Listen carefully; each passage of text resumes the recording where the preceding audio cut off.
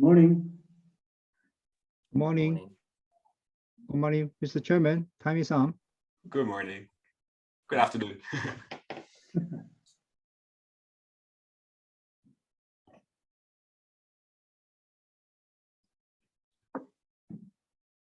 Mr. Chairman, time is on. You may start. All right. Let me share my screen. I think we'll present.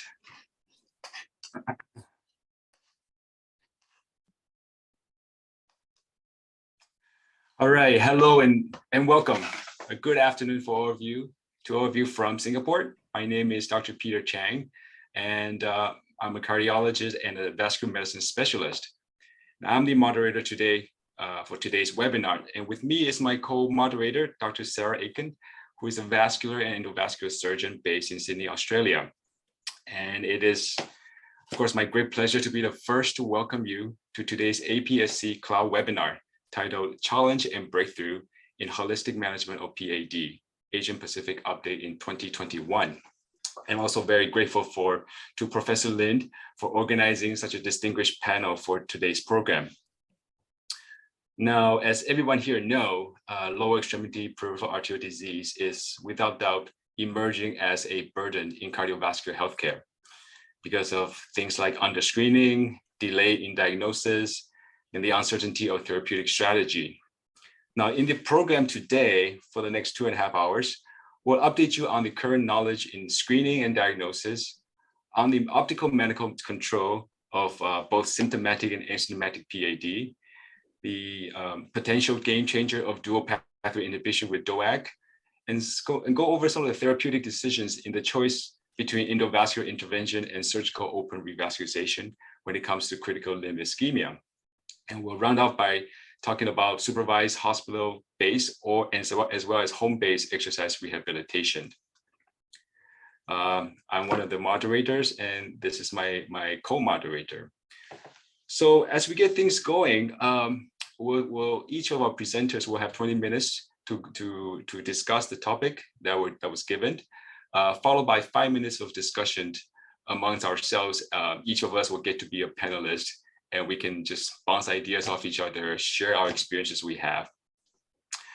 So without further ado, let me introduce you to the first featured speaker today. The first speaker is Dr. Suko Adiarto from University of Indonesia. He's a cardiovascular interventionist who does coronaries, peripheries, and aortic intervention. And he's here to speak on screening and diagnosis of peripheral arterial disease in adults with high risk, when, who, and how.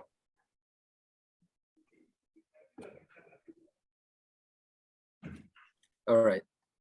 Thank you very much, Dr. Peter Chang. Very appreciate the invitation from the APSC and Professor Juin Lee, and of course the co-chairman, Dr. Sarah Aitken. Let me start sharing my screen. Can you hear me, everyone? Yeah, we can hear you well. Thank you very much. Okay. All right. Can you see my slide? Yes. All right. So the title given to me was Screening Diagnosis in Adults with High Risk, When, Who, and How.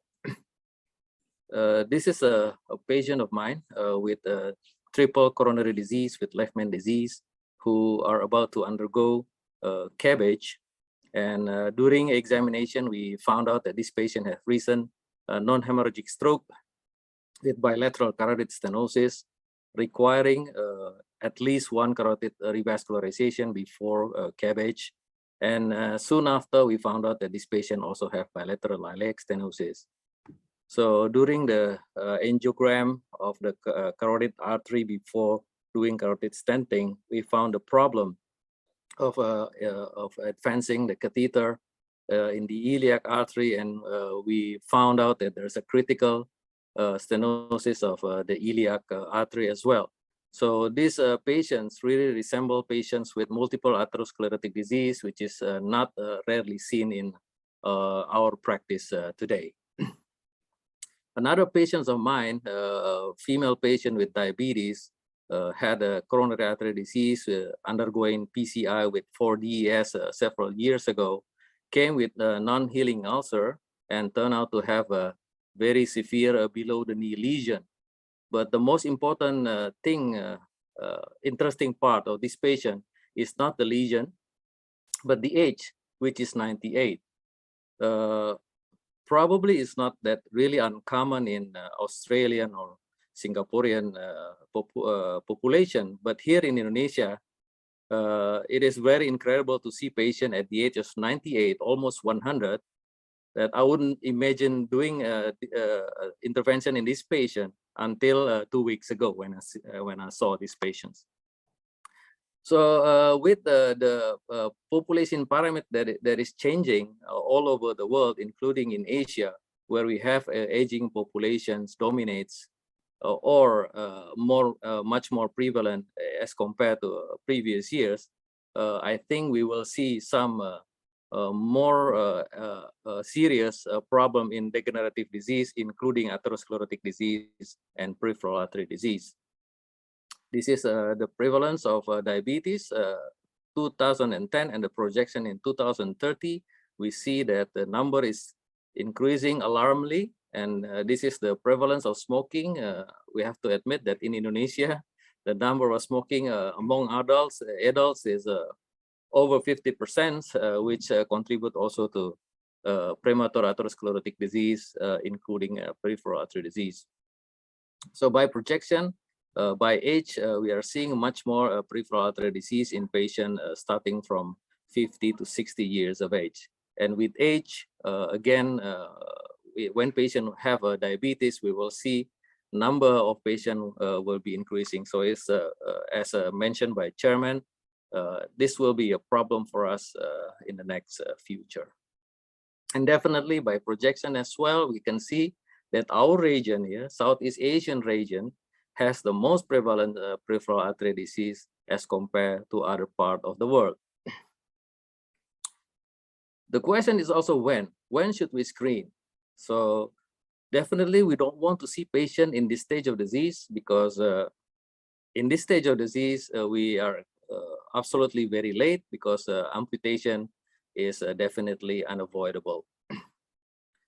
So we have to see a patient with increased risk of peripheral artery disease, screen it, and treat it so that we can prevent mortality. You know, the patient with PAD has a #1 killer of being having cardiovascular disease, and of course amputations. And this is the guidelines from AHA, which is adopted by Asia Pacific Society. And they recognize that the patient with increased risk of PAD is age more or equal to 65 years of age. This might be different from country to country. We will show our data later. Those with age of 50 to 64, but have risk factors for atherosclerosis, especially with multiple atherosclerotic disease, diabetes, smoking. Indonesian homework is very heavy, with 50% or more adult with smoking, hyperlipidemia, hypertension, albuminuria, chronic kidney disease, and family history of peripheral artery disease. So age less than 50 years of age, but have type 1 diabetes mellitus and 1 additional risk factors for atherosclerotic disease. Individual with known atherosclerotic disease, as we show several cases in other vascular bed, including coronary, carotid, subclavian, renal, or AAA.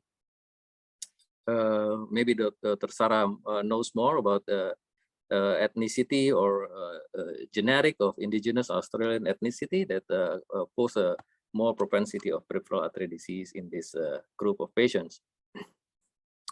So how again we have to screen this patient with history and physical examinations thoroughly, with history being intermittent claudications, non-joint related exertional lower extremity symptoms, which is not that typical for claudications, impaired walking function, and of course ischemic rest pain.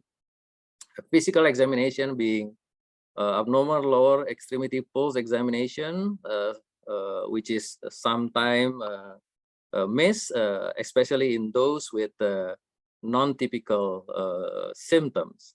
So vascular bruit, non-healing lower extremity wound, gangrene, and other suggestive or lower extremity physical finding, which include atrophy and loss of hairs. So how, again, we should review this patient with high risk of peripheral artery disease? We have to, again, ask the patient thoroughly the typical symptoms. Again, we have to be very careful in patients with multiple atherosclerotic disease. Sometimes they don't have intermittent claudication because the patient have angina before the patient have a claudication. So it clouds the symptoms of peripheral artery disease because of angina. Through physical examinations, including palpations of extremity pulses, femoral, popliteal, do not miss anything, dorsalis pedis, posterior tibial, and auscultation if there's a bruit, and an inspection of the legs and feet, including the presence of ulcer and also atrophy.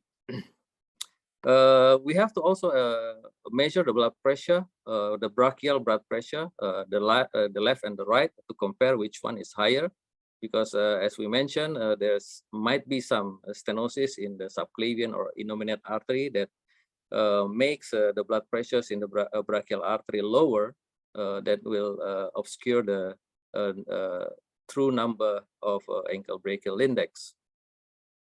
So ankle brachial index has been the first line of screening or diagnosis of peripheral artery disease, and patients with history and physical examination suggestive of peripheral artery disease, resting ankle brachial index is recommended. Also, segmental blood pressure and waveform analysis to predict or to predict the possible locations of stenosis or occlusion. So also patients with borderline ankle brachial index with suggestive symptoms should undergo exercise ankle brachial index. So sometimes we see patients with extensive wound. So ankle brachial index might not be feasible, then you have to go for the 2 brachial index. And when the ankle brachial index is larger than 1.4, which signifies the incompressible arteries, then we should go for 2 brachial index.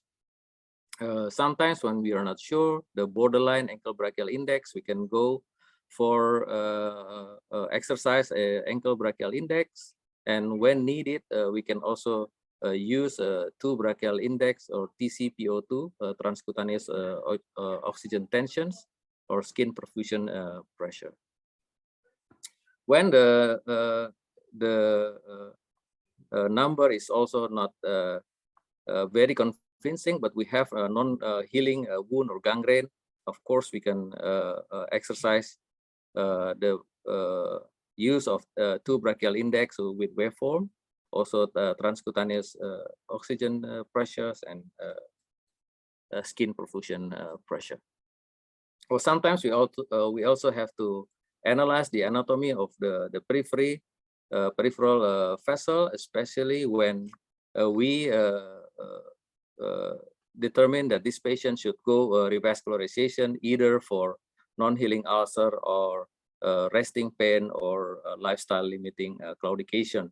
And we can use duplex ultrasound, CT angiogram, magnetic resonance angiography, or even digital subtraction angiography whenever we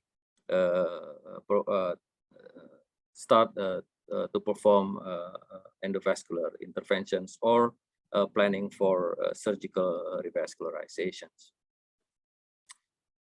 Patient with AAA also includes a patient with systemic atherosclerotic disease. Then a screening with duplex ultrasound for AAA is reasonable for patient with peripheral artery disease.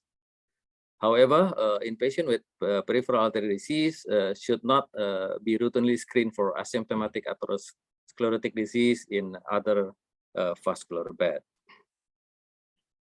So this is the EAC and European Society of Vascular Surgery guidelines.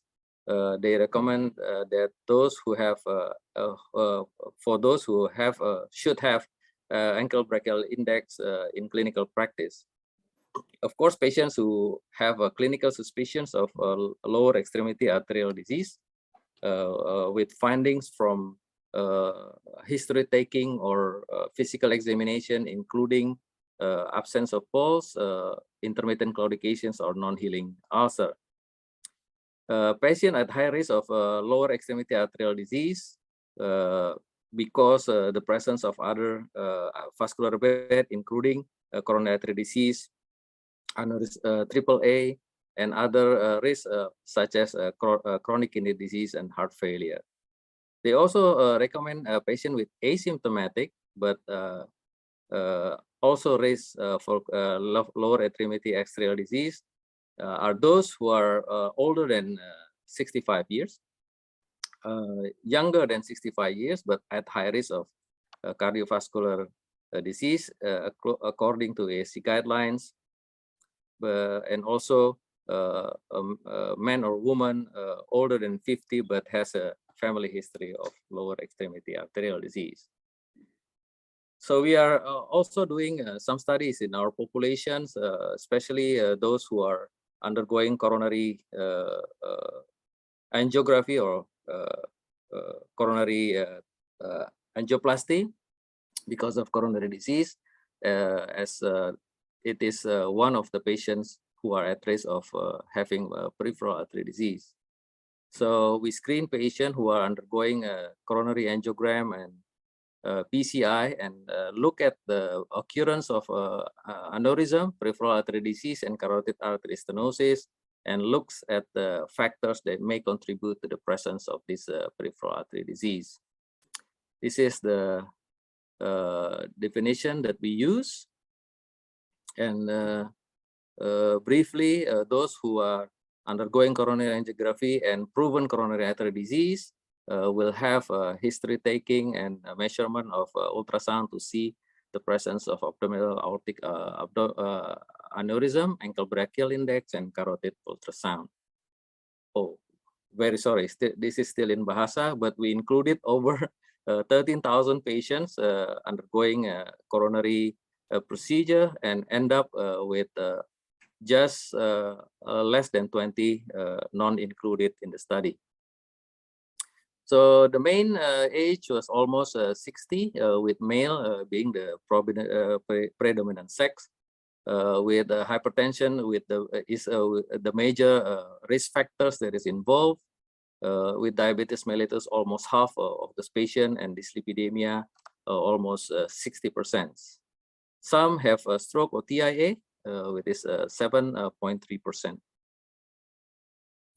Of course, the main symptom will be angina, but some also have claudication, resting pain, and some also, very small number, have non-healing ulcers. This is the medications. And this is the result. We have one vessel, two vessel, three vessel, left main disease, and combinations of one vessel with left main with almost similar distribution. And this is our findings, almost quite different from previous published study with AAA only constitute of 1.4%, which is very low as compared to other studies. Peripheral artery disease in 10.9% of all population, carotid artery stenosis 4.5%. So the presence of any vascular disease, which include AAA, PAD, and carotid artery stenosis, is almost 16% of total populations.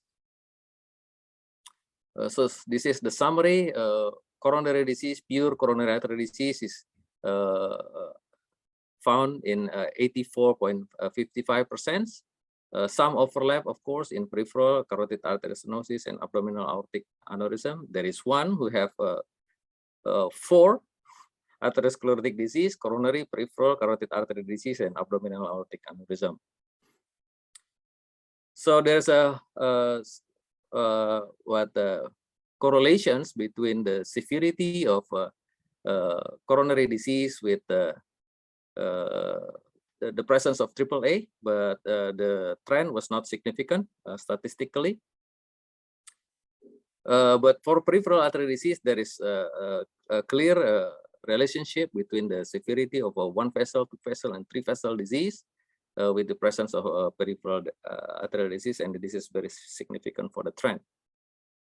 There's also a significant trend in severity of carotid artery disease with carotid artery stenosis, with 3 vessel disease being represented by 50 patients with positive carotid artery stenosis.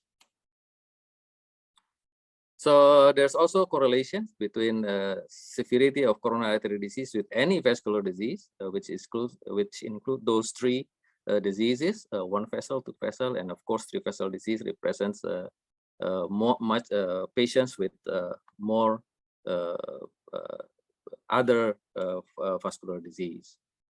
We try to analyze the factors that is influencing the relationship, and we came out with age, smoking habit, and diabetes mellitus for AAA. Interestingly, look at diabetes mellitus. This is a negative predictor for AAA. This is confirming a previous study in which a patient with diabetes have less AAA as compared to non-diabetes. But again, we see age of 60. This is probably different from country to country. The recommendation that we just discussed was 65, but in Indonesian population, probably we have younger age to have risk of atherosclerotic disease. Oh, I cannot go next. Sorry. Let me unscreen first. Sorry.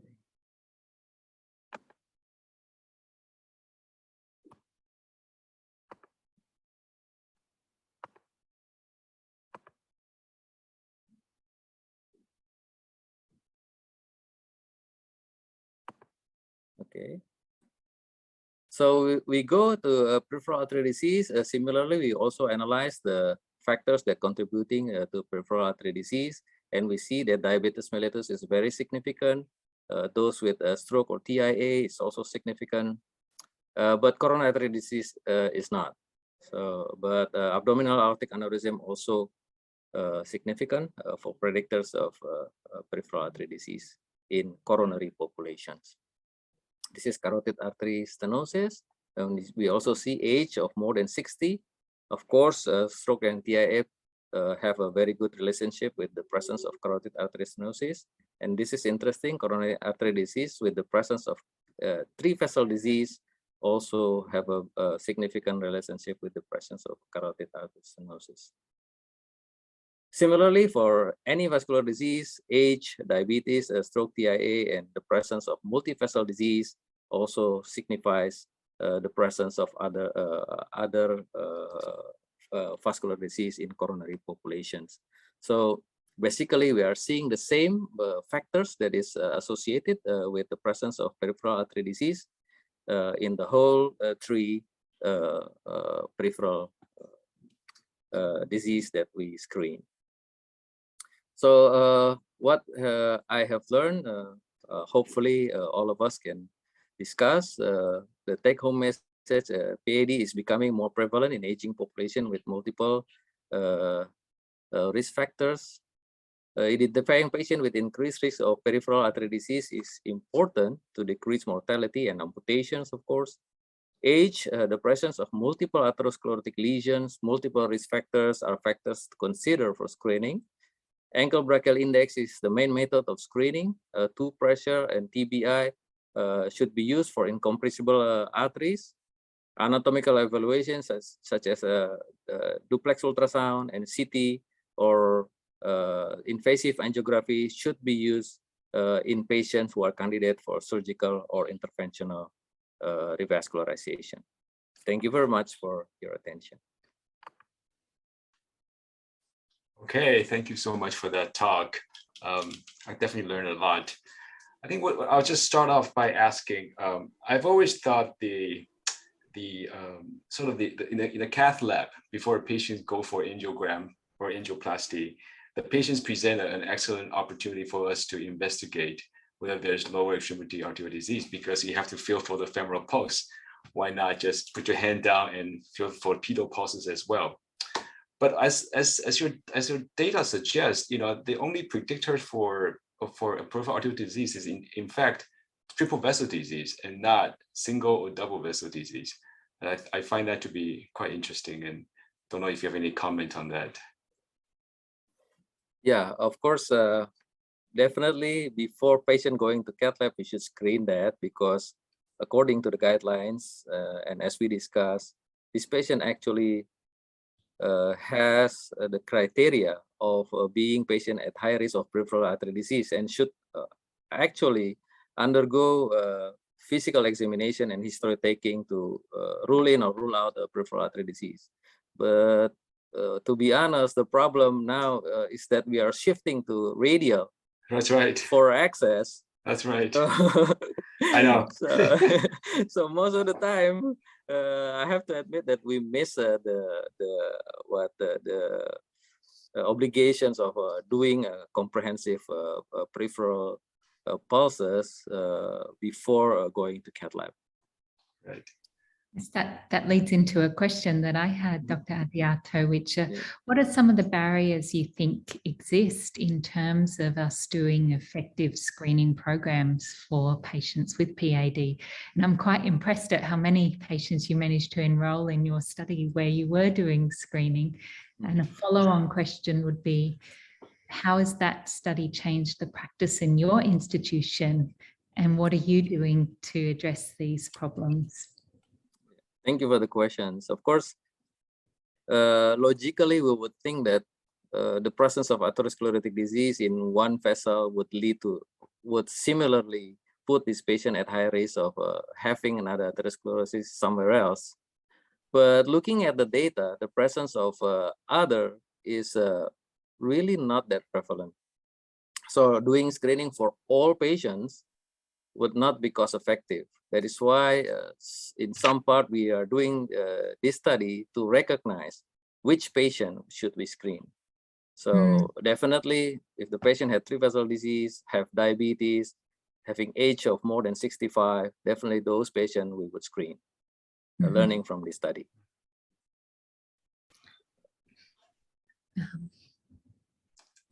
So if I may ask a question to everybody here. I've recently been approached by a podiatrist who has the idea of why, instead of doing TBI as a follow-up to ABI when the reading is about 1.4, why not do a TBI first? And if that's normal, as in above 0.7, then we can just forego the ABI. What's your thought on that? Because I have yet to find any sort of guidance on this concept. Do you have any what's your opinion on this?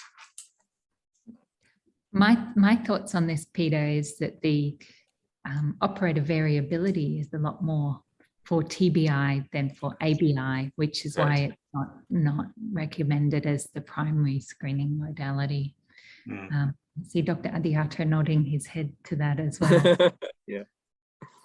Yeah. So in Indonesia, we are there's a local company who is trying to make an ankle brachial index.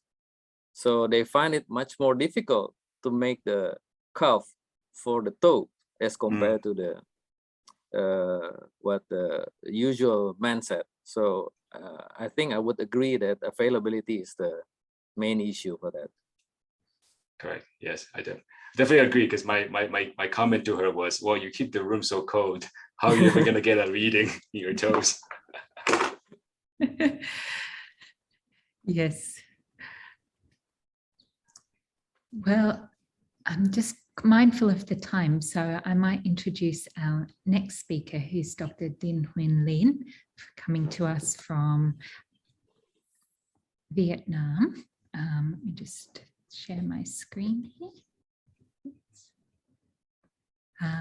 So Dr. Lin is a cardiologist at the Vietnam National Heart Institute and also at Hanoi Medical University. So welcome. Yes, good morning, Mr. Chairman, Mrs. Hello, everyone. Can you see my slide now? Yes, that's fantastic. Thank you, Dr. Lin.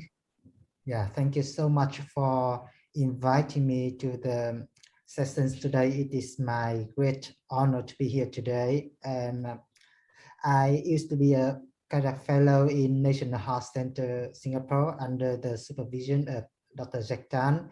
And now, but I'm now doing more and more peripheral artery disease. And so today I will be here to present my presentation about the optimal medical therapy for lower extremity arterial diseases.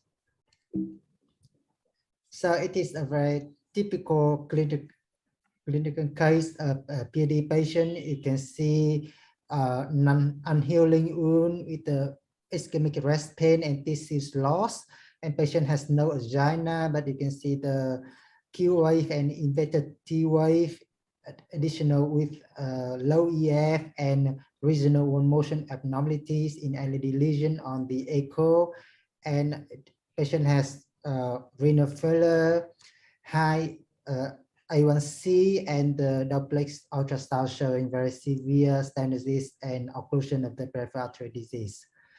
So you can see that there are many challenges at lower extremities artery disease. Patient might have very diverse clinical presentations. Patients come very late, especially in my place, with end-stage disease, with many comorbidities like coronary artery disease, heart failure, renal failure, high bleeding risk. And actually, we don't have good specific training on peripheral intervention compared to PCI. We have few foot care department, few rehabilitation program. So everything you can see that it ends up with a very high rate of major amputation. And it is one of the main challenge lead is that it have a very high rate of comorbidities like coronary artery disease or carotid and renal artery disease, as shown in the ESC guideline. And because of that, the lifelong risk is not only the lead event like claudication or amputation. The patient with PAD will have that very high risk of coronary artery disease and stroke, acute MI, angina, heart failure in the lifelong. And another challenge is that not all lesions are repairable. Some lesion is unsalvageable, large damage. The procedure of the revascularization may take a very long time with high cost and higher risk. And even with successful peripheral revascularization, there are some data showing that the lifelong risk of major amputation is still increasing. Patients still have risk of myocardial infarction and stroke after some years after the index revascularization. Yes, even with the successful PTA, you can see that if the patient has concomitant coronary artery disease, we still need a secondary prevention in chronic PAD patient. So what do you have in the guideline? It is the guideline says that we do have a lot of trial here, the IPTC, Capri, Hope trial, showing that aspirin or clopidogrel or HA inhibitors and the statins will provide some benefit in patients with peripheral artery disease. It is a guideline-directed medical therapy. But in this very recent trial in the GACC, you can see that not all patients get adequate optimal medical therapy, you can see that the optimal medical therapy is only about 44% on admission and less than 50% on discharge. And if you can see the graph in the right hand side, you can see that the high risk with higher comorbidities like older age, heart failure, COPD, CMTI, renal failure has a lower prevalence of adequate medical therapy. And of course, another challenge is that the patient with PD, normally they have a higher age, older with renal disease, liver disease, anemia, low platelet count, so they have higher bleeding risk compared to other population. So go back to the guideline. It is said that medical management for PAD patient will include antithrombotic therapy, lipid lowering agents, blood glucose control, as well as blood pressure control. So first of all is the antithrombotic therapy.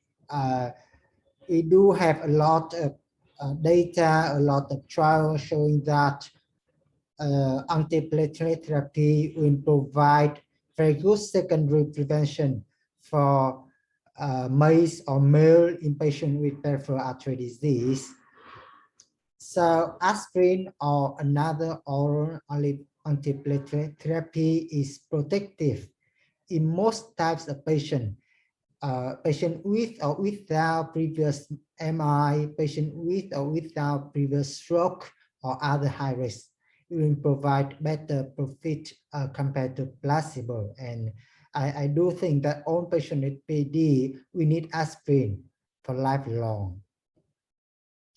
But how about the combination of aspirin and some anticoagulant? It is the WAVE trial, which included more than 2,000 patients, and it compared aspirin versus aspirin and VKA, and you can see that there's no difference in ischemic event, but this combination will increase the risk of bleeding. So if you ask me, should I add let's say VKA plus aspirin for PAD patient, the answer will be no. And how about more potent antiplatelet therapy? Let's say that ticagrelor compared with clopidogrel. It is the Euclid trial. It is the randomization compare clopidogrel and ticagrelor, with the endpoint is that cardiovascular death, MI, stroke, amputation. And in the right hand side, you can see that the efficacy endpoint is almost the same in all groups. So the conclusion is that ticagrelor is not superior to clopidogrel in a PAD patient. We do know that a patient after angioplasty, coronary angioplasty, or peripheral angioplasty may benefit from aggressive DAPT, but it is the trial showing on the atherosclerosis journal. It can say that PAD patient exhibit a significantly diminished response to DAPT compared to coronary artery disease patients. So, according to many trials, we do not think that patient after peripheral angioplasty will benefit a lot with lifelong DAPT, long-term DAPT. So the latest guideline from ESC in 2017, I know that it is a little bit, old now, but it say that after percutaneous intervention, we use DAPT for 1 month only, and after that is SAPT for lifelong. And if patient do need oral anticoagulation, we may need OAC and +1 antiplatelet therapy. There is another very novel agent, and I know that Dr. Kumara will say it in more detail in the later sessions, that it is the Voyager PhD trial, including more than 6,000 patients with peripheral revascularization surgery or percutaneous intervention. It compared aspirin with placebo and aspirin with low dose rivaroxaban, and the result is that low dose rivaroxaban will reduce a cardiac major event in post revascularization patient. So with this new trial, which is very promising, we do understand that now if we assess the bleeding risk, and if patient don't have any high bleeding risk, I do think that after revascularization, the addition of low-dose rivaroxaban with low-dose aspirin will provide some benefit for the patient with peripheral artery disease. So how about lipid lowering agent? It is the data from the IMPROVE-IT trial.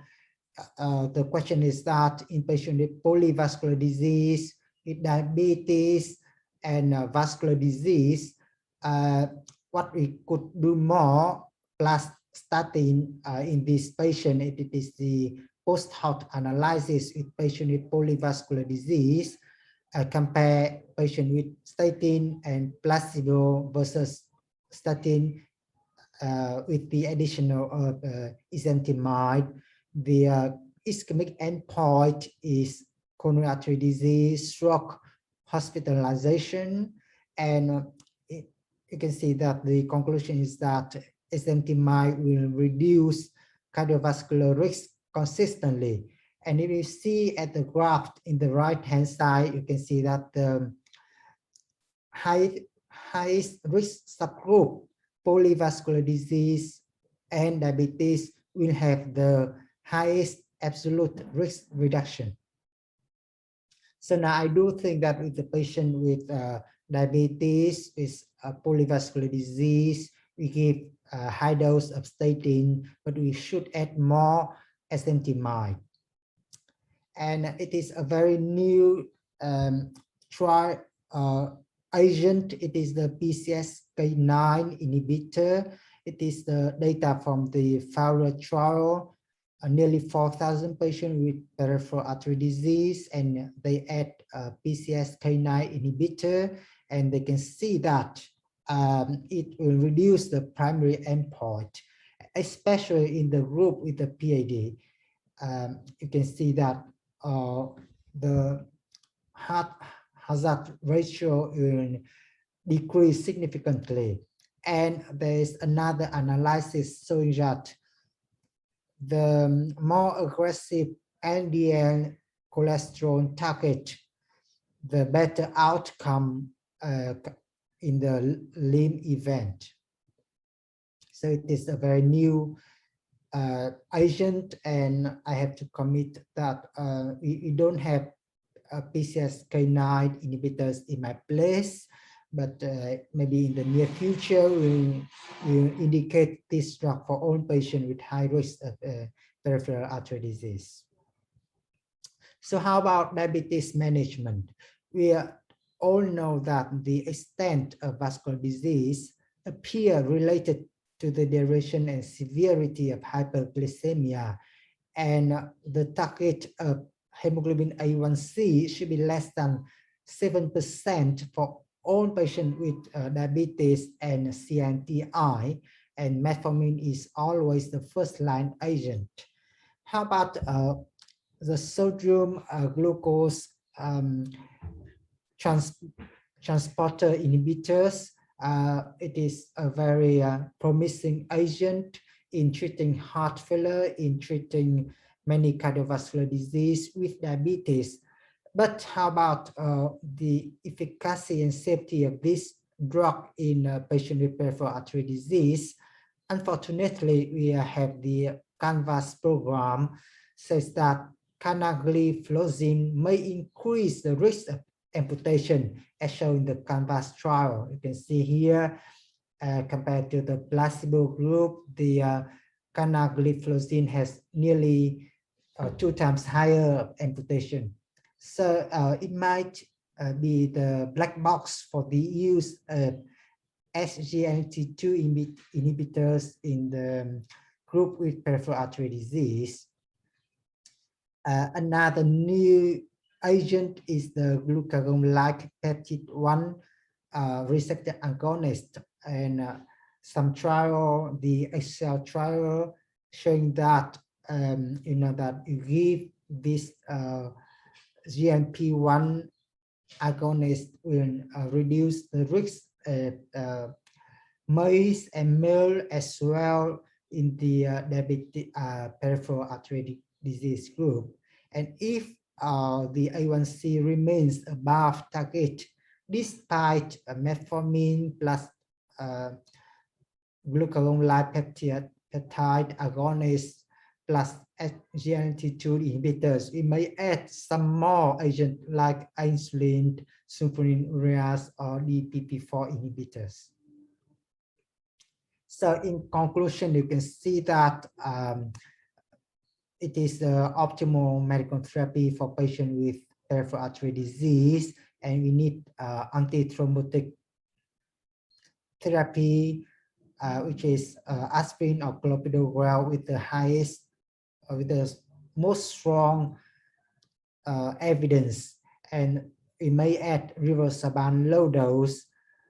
And for the lipid lowering agent, the highest evidence is the use of statin at the maximally tolerated dose, and we may add ezetimibe and PCSK9 inhibitors. In how to control diabetes, the target A1C should be less than 7%, and the first line agent should be metformin or GLP-1 agonist, and we may add some SGLT2 inhibitors or DPP2 inhibitors. And for hypertensive, how to control blood pressure, ACE inhibitors still the first choice therapy. So of course, I do think that revascularization and medical therapy is not enough. We do need very good food care, like growth factor injection, minor amputation if we can, cold plasma injection, very good wound care, and a very good rehabilitation program. So we do need a lot of works to provide the best outcome for the patient with peripheral artery disease.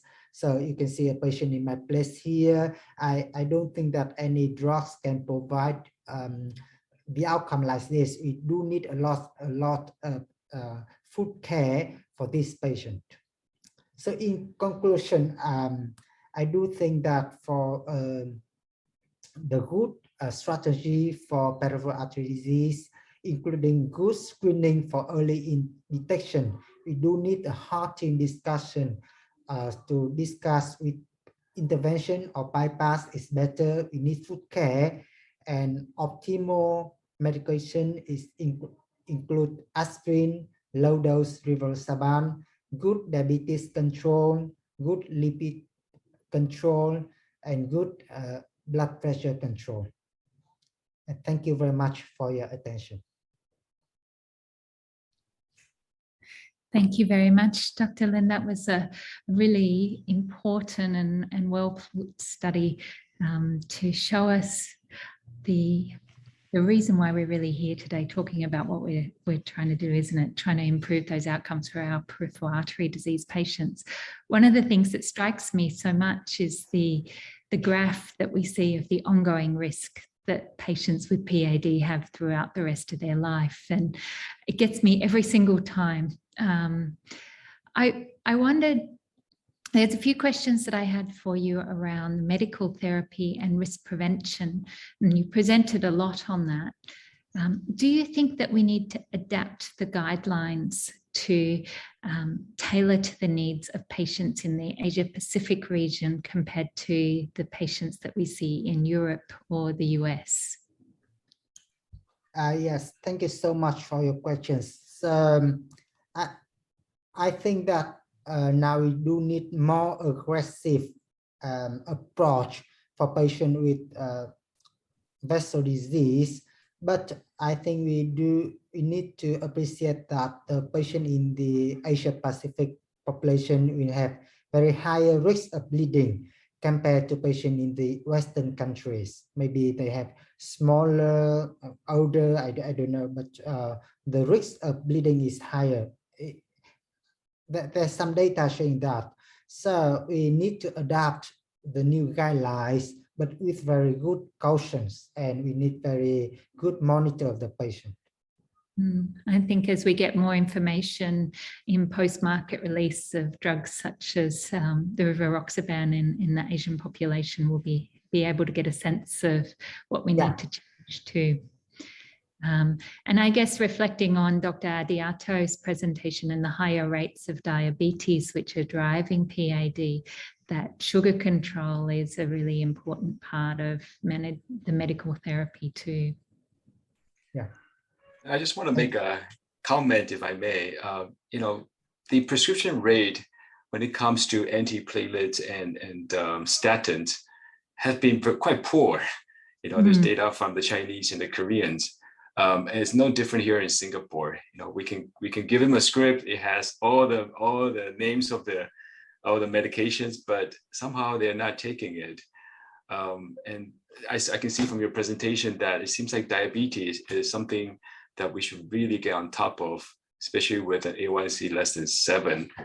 So I think my question would be, even though we're cardiologists, how aggressive should we be in trying to play the role of an endocrinologist and focus on that first, as opposed to the other pits, or the other risk factors? Yes, as a cardiologist, I don't think that we can be a good cardiologist without the enough knowledge about how to treat diabetes patient. And we need to educate ourselves. We need to update ourselves about the new IDA guidelines and now the new guideline from Diabetes Association to see how it's going on. And it's the same for the endocrinologists. They need knowledge about how to treat cardiovascular diseases. So you see how your question is that how we should control the diabetes? Oh, I'm just saying, as a cardiologist, should we be the ones driving and trying to prescribe these medicines to control their A1C less than 7? The alternative would be to refer them to an endocrinologist. Actually, I prescribe myself, and if I see that the patient has some side effect, if the patient cannot be able to tolerate the medication, or if I cannot get the target A1C, I may refer to my endocrinologist. Okay. I guess that leads to a question that the rest of the panel might want to contribute to as well, is that how are our models of care for managing PAD patients changing in light of this very multidisciplinary need to be that's true. I love the fact that you brought out foot care, because it brings in the role of the podiatrist and wound care as well. Thank you.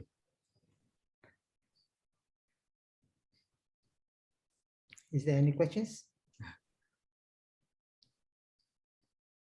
Thank you very much, Dr. Lin. I think that was an excellent summary, and thank you to both of our speakers so far. It's been a really informative talk. Peter. Yes, so with that, I will go ahead and introduce our next speaker. Our next speaker is Dr. Kumar Ganesan he's an interventional cardiologist who works in Malaysia. And he will talk to us about the role of DOAC in lower extremity PAD, implications after Compass and Voyager PAD. And I have to admit, you know, these data came out quite a few years ago. And every time I hear to talk about it, I'm still learning new things. So with that, please go ahead. Thank you, Dr. Peter. A very good day, everyone. I got my lecture pre-recorded. I'll just wait for it to be played. Yeah, thank you.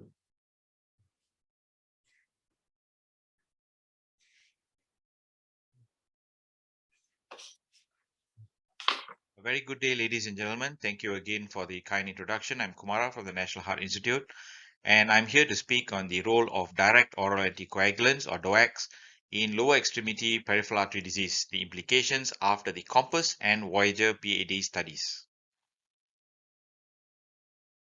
So this peripheral artery disease doesn't just happen in isolation.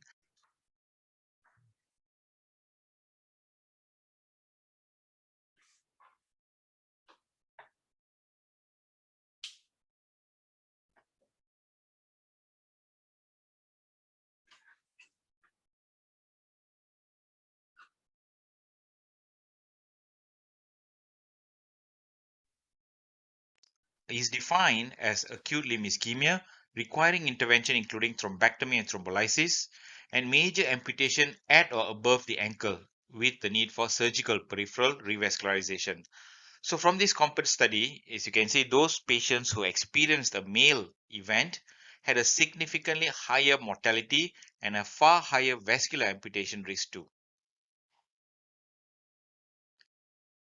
So several clinical trials have investigated the efficacy and safety of antiplatelet therapy in patients with peripheral artery disease, but most of them show mixed results. Importantly, apart from the Euclid trial, data for the efficacy and safety of antiplatelet therapy in patients with PAD are based on subgroup analysis. There was no real studies to show that antiplatelet therapy or intensive antiplatelet therapy had any benefits. Although the subgroup analysis showed some benefits in terms of MACE risk reduction in such as in Charisma and Pegasus, the Euclid trial showed no benefit of intensifying antiplatelet therapy with ticagrelor versus clopidogrel in patients with symptomatic peripheral artery disease, either in terms of MACE or male outcomes. Now, these are previous trials which have shown that treatment with antithrombotic therapy after lower extremity bypass surgery have not shown efficacy and actually have demonstrated an unacceptable bleeding risk. Rivaroxaban and aspirin, they work synergistically and they target essential components of atherothrombosis to provide vascular protection. So thrombin plays a central role in thrombus formation, triggering both fibrin formation and platelet activation. So platelets and coagulation are in fact closely linked, given the substantial thrombin generation occurs in prothrombinase complexes on the platelet surface. So activated factor 10 is a vital component in the generation of thrombin. Hence, factor 10A inhibition with rivaroxaban would impact not only on fibrin formation, but also platelet activation. So what do the guidelines say? Well, this is from the current ESC guidelines for treatment of peripheral artery disease, basically recommending treatment for symptomatic peripheral artery disease. So this was published in 2017 and it recommends antithrombotic therapies in patients with peripheral artery disease. Single antiplatelet therapy is recommended for all patients with symptomatic PAD and dual antiplatelet therapy is recommended only for a limited period of time after certain revascularization procedures. Interestingly, we are seeing some changes to the current guidelines, the 2019 ESVM guidelines to the 2019 Global Vascular Guidelines on the Management of Critical Life-Threatening Ischemia, and the 2019 ESC EASD guidelines on diabetes, prediabetes, and cardiovascular disease. Basically, all three guidelines advocate the use of combination therapy of aspirin 100 milligrams daily and low-dose rivaroxaban 2.5 milligrams BD for patients with significant peripheral artery disease without contraindications or high bleeding risk. So with what we have seen so far, there is a pressing need to address patients with atherothrombosis. Current standard of care using antiplatelet therapy is generally not considered sufficient. Prevention of cardiovascular and limb events in stable peripheral artery disease is not fully established with current standard of care. Dual antiplatelet therapy is even less established after revascularization. There's a high and increasing medical need in patients with PAD. There's an urgent need to establish new or added on treatment in patients with this high risk group. And new evidence suggests reduction in MACE, male, and hospitalization for acute peripheral artery disease related events. Now let's look at the COMPASS study in detail. Basically, this study randomized 27,000 over patients with coronary disease and peripheral artery disease worldwide. It was conducted in 33 countries with 602 sites. And what is noteworthy is that there is a good number of patients from the Asia Pacific region with good representation in this study. So this is a dual pathway approach. Basically, the objective was to determine the efficacy and safety of rivaroxaban, low dose rivaroxaban, plus aspirin or aspirin alone for reducing the risk of myocardial infarction, stroke, and cardiovascular death in patients with coronary artery disease or peripheral artery disease. So 27,395 patients were randomized to 3 groups: rivaroxaban 2.5 milligrams BD with aspirin in one arm, another arm with rivaroxaban 5 milligrams BD alone, and at the final arm of aspirin 100 milligrams alone with a 30-day washout period, and the average follow-up 23 months at early termination of study. So basically, this study, the antithrombotic investigations, was stopped at 1 year ahead of expectations in February 2017 due to overwhelming efficacy in the rivaroxaban 2.5 milligrams BD plus aspirin arm. So this COMPASS study included over 7,000 patients with symptomatic peripheral artery disease or concomitant CAD and PAD. All patients with PAD, there were almost 7,470. Those who were symptomatic were about 4,000 plus. 1,900 with carotid disease and 1,422 patients with coronary artery disease and asymptomatic peripheral artery disease, but a significant ABI of less than 0.9. So these are the inclusion and exclusion criteria. Basically, I think most of us are familiar with that. So looking at the baseline characteristics, they were basically consistent across the treatment arms and in line with those usually seen in patients with peripheral artery disease. Most of them were in the 60s age group, a good number of smokers, patients with diabetes, hypertension, prior coronary artery disease, prior stroke, those who are on lipid lowering and ACE inhibitors or ARB treatment. So this is the outcome. Basically, the rivaroxaban 2.5 milligram BD plus aspirin group significantly reduced MACE and MALE versus aspirin alone in patients with chronic PAD in the COMPASS study. There was a 28% relative risk reduction in stroke, MI, CV death, and a 46% relative risk reduction in MALE, including major amputation. So in the chronic peripheral artery disease population, using rivaroxaban 2.5 milligrams BD and aspirin significantly reduced both cardiovascular and limb events, including amputations, compared to aspirin alone. So if you look at the pre-specified PAD outcomes, there was a 28% reduction in MACE, 46% reduction in MALE, and a great 70% reduction in major amputations. 60% reduction in all vascular amputations, and a good 31% reduction in MACE or MALE or major amputation. And the dual path inhibition or DPI with rivaroxaban 2.5 milligrams BD and aspirin demonstrated a clear benefit across all subgroups, be it race or geographic region, whether there was tobacco use, patients were diabetic, hypertensive, or had dyslipidemia. So how about bleeding rates? Well, bleeding rates were increased but low, with no differences seen in fatal and intracranial bleeding. From the first part of the graph, you can see an absolute risk increase of 1.2% in major bleeding, but there was very few cases of fatal bleeding, intracerebral hemorrhage, and critical organ bleeding. What is noteworthy here is that the increased bleeding with rivaroxaban 2.5 milligrams BD with aspirin occurred mostly in the first year. The incidence of bleeding progressively got less with subsequent years. Well, this slide needs to be looked at a bit carefully. So rivaroxaban plus aspirin did not significantly increase fatal or critical organ bleeds. Basically, the incidence was low when you look at the fatal bleeding, symptomatic critical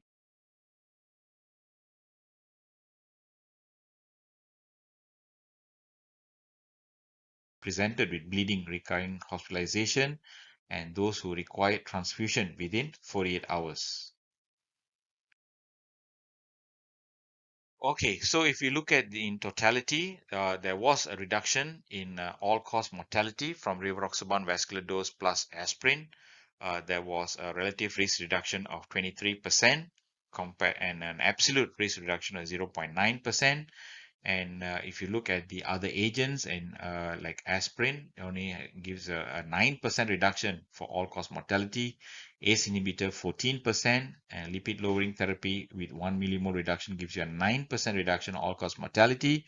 But if you use the dual pathway inhibition with rivaroxaban vascular dose 2.5 milligrams BD plus aspirin, it gives a good 23% reduction in all-cause mortality. And the balance between the increase in bleeding events and reduction in MACE suggests a net clinical benefit over time. So the increase in major bleeding and GI bleeding with rivaroxaban was confined to the first year of randomization with no significant excess bleeding thereafter. And in contrast, the benefit of rivaroxaban 2.5 mg BD plus aspirin in preventing CV death, stroke or MI and mortality were consistent over time. So ladies and gentlemen, in conclusion, from the COMPASS trial, we have seen that rivaroxaban and aspirin is the only therapeutic option so far to reduce cardiovascular and limb events, including amputations, in patients with chronic peripheral artery disease. Moving forward, ladies and gentlemen, we'll quickly look at the Voyager PAD study. Basically, there was an unmet need. The optimal antithrombotic management after PAD revascularization was unknown, and dual antiplatelet therapy after endovascular intervention is unproven but standard practice, mainly influenced by coronary artery disease treatment patterns. And there was some interesting initial data on Vorapaxa, but it was shown to increase risk of bleeding. So we're still searching for the best way to care for post-revascularization in patients with peripheral artery disease. Keeping that in mind, we have the Voyager PAD study, basically looking at whether rivaroxaban in combination with aspirin improves limb and systemic outcomes in high-risk PAD patients undergoing lower extremity revascularization.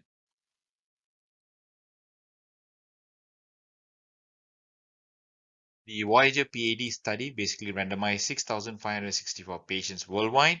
It was conducted in 542 sites in 34 countries, and the Asian countries include China, Taiwan, Thailand, Japan, and South Korea. Voyager PAD study was designed as a PAD intervention study. Patients with symptomatic peripheral artery disease undergoing peripheral revascularization were randomized to either rivaroxaban 2.5 mg BD and aspirin, or aspirin 100 mg alone. Basically, the objective was to test whether rivaroxaban 2.5 mg daily added to low-dose aspirin reduces the risk of major adverse limb and cardiovascular events compared to aspirin alone, and also to evaluate the safety using the same therapy. And randomization was stratified according to the type of revascularization procedure. Symptomatic PAD patients who are undergoing peripheral intervention were stratified by procedure and clopidogrel use, either surgical, endovascular with clopidogrel, or endovascular intervention without clopidogrel. And if you look at the previous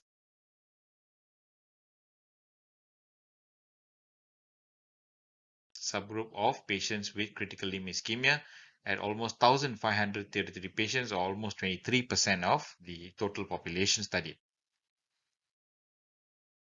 And these are the inclusion exclusion criteria. Basically, patients had to have documented moderate to severe symptomatic PAD with all of the following features: ischemic symptoms, basically functional limitation, rest pain, or ischemic ulceration, and imaging evidence of peripheral artery disease and an abnormal ABI. And they had to undergo successful lower extremity revascularization for ischemia. And these are the key exclusion criteria. Now, basically looking at the outcomes of efficacy, primarily acute limb ischemia, major amputation for vascular cause, or myocardial infarction, ischemic stroke, or CV death. And these are the other secondary outcomes. Basically, safety, they were looking at TIMI major bleeding and ISTH major bleeding or BARCS 3B or above bleeding events. Basically, the baseline demographics were well balanced between the randomized treatment groups in terms of age, sex, race, diabetes, current smoking, COPD, renal failure, coronary artery disease, prior MI, or known carotid stenosis. And there was also equal use of clopidogrel, statin, and ACE-ARB in both groups. And the baseline demographics were also balanced between the randomized treatment groups. Looking at the PAD and procedural characteristics too, there was no difference in both the randomized groups in terms of prior peripheral artery disease history, indication for revascularization, and the type of revascularization which was performed. Looking particularly at the endovascular revascularization group, basically there was no difference between the two groups, whether in terms of use of endovascular approach, balloon angioplasty, drug-coated balloons, or bare metal stents, covered stents, use of atherectomy, and even a hybrid approach. In terms of surgical revascularization, there was also no difference between the two arms. So what did the Voyager PAD study show? Basically, rivaroxaban vascular dose plus aspirin significantly reduced the risk of composite primary endpoint by 15% versus aspirin alone. There was a 15% relative risk reduction with a number of needed treat over 3 years was only 39. And if we look at the Voyager PAD study, it was not just something which was a short term. As you can see, both the lines are diverging, and the absolute risk reduction was 1.5% at 6 months. At 1 year, it was 2%, and at 3 years, it was 2.6%. So it looks like there is a sustained benefit of using the combination of low dose rivaroxaban 2.5 milligrams BD with aspirin versus just aspirin alone.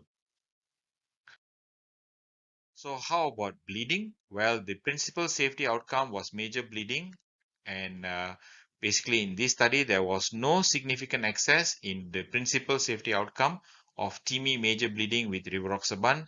There was a significantly higher incidence of the secondary safety outcome of ISTH major bleeding. However, there was no excess in intracranial hemorrhage or fatal bleeding. So basically, the Voyager PAD study demonstrated a sustained benefit with dual pathway inhibition therapy versus standard of care. The primary endpoint composite of acute limb ischemia, major amputation or vascular cause or MI and stroke event was definitely reduced.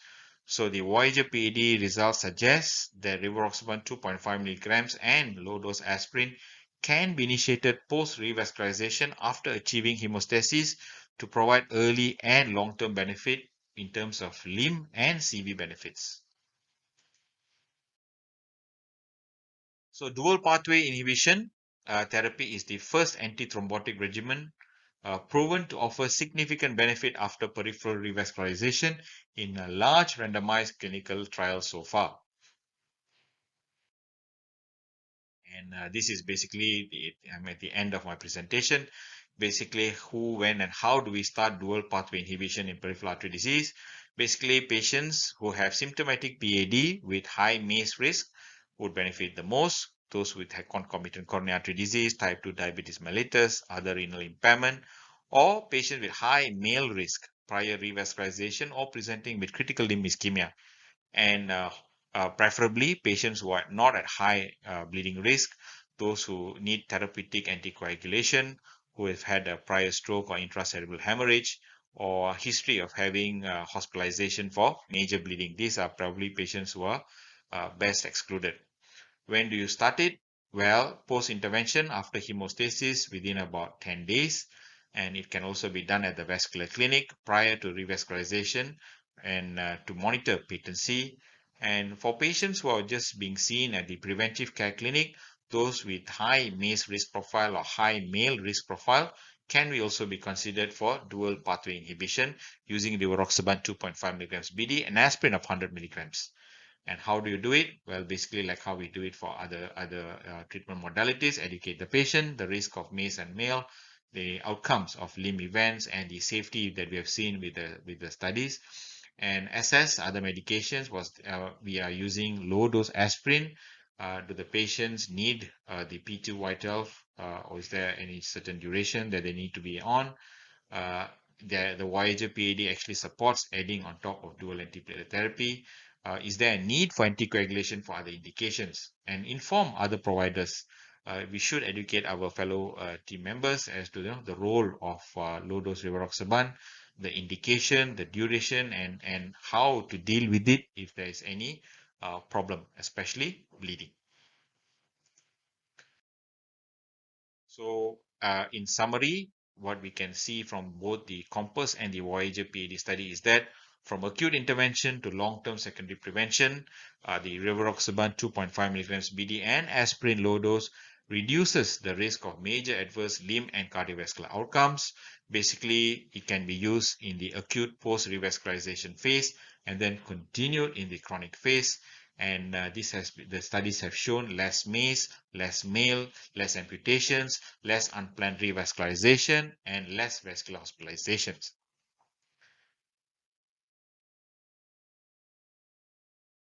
With that, thank you very much, ladies and gentlemen, for your kind attention.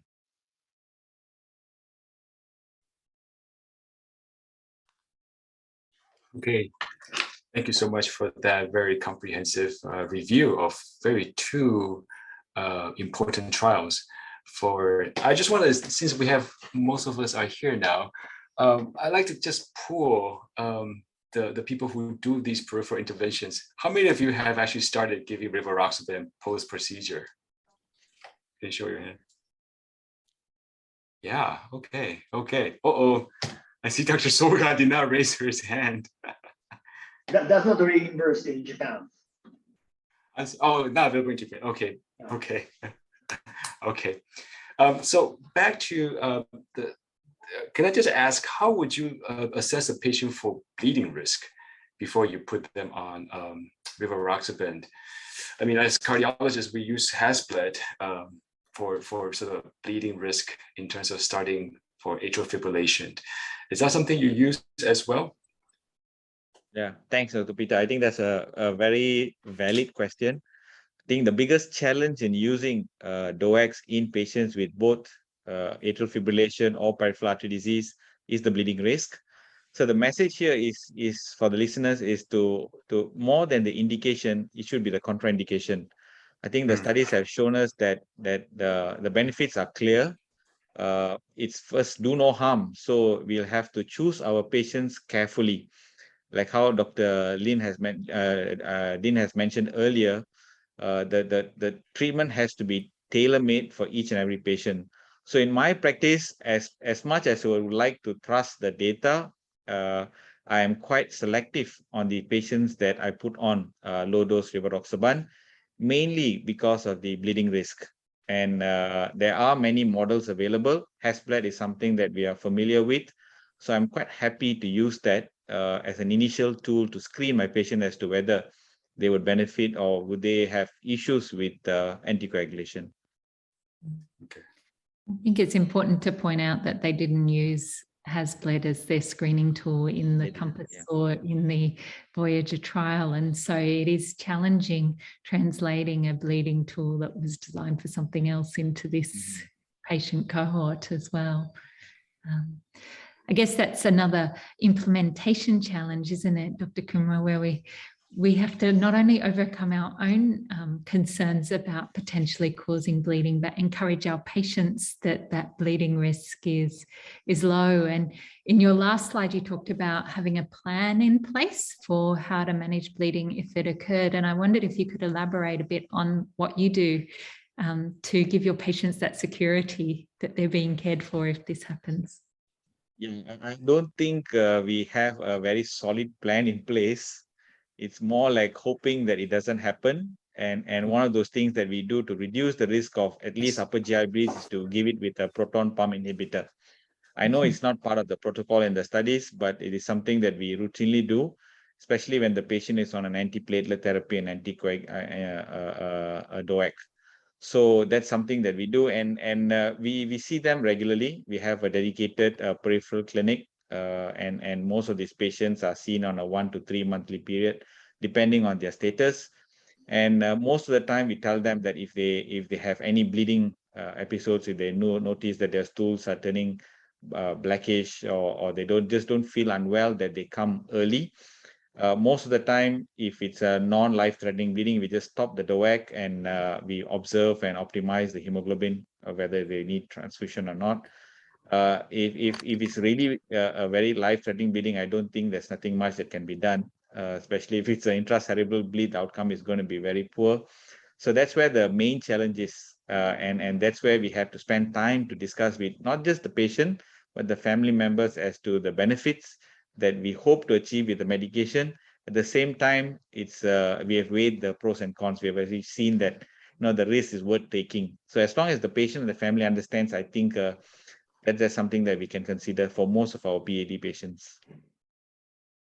Yeah, I think one of the highlights too of the Voyager PAD protocol was that the rivaroxaban was not started immediately after the procedure, but to first make sure that there's good hemostasis. And I think it was started within 7 days, if I'm not mistaken. So which kind of put us in a bind, right? From the day post-op day one, I guess you would put them on a DAPT, but somewhere along the line, do you then add the rivaroxaban on top of the DAPT, or do you switch them out? When that's you a very good practical question. So this is how we do it. So we usually see our patients in about a month after procedure. So I know the Voyager PAD study show that it should be started within a week, but I traditionally we use DAPT for about a month and then switch it over to single antiplatelet and rivaroxaban at the clinic if the patient has got no issues and the bleeding rate is deemed to be low. So we don't really follow the Voyager PAD study to the word, but this is a bit of a modified protocol that we use. We started at the 1 month review at clinic. It's a little bit better with our practice of discharging patients the same day or within a short time period from hospital as well, which is challenging to bring them back to give them some separate new medication in a week. Yeah, that's true. Well, I might keep our discussion moving on, and thank you to everybody so far. It's now my pleasure to introduce Dr. Yoshimitsu Soga from Japan. Let me just share our screen here. So Dr. Soga is the director of the Kokura Memorial Hospital in Fukuoka, and I've probably completely butchered the pronunciation. I apologize, Dr. Soga, but we'll hand over to you to give your presentation now. Thank you very much for joining us. Thank you very much. Okay, so thank you very much for kind, good introduction. Okay, I'd like to share my slide. Give me some second.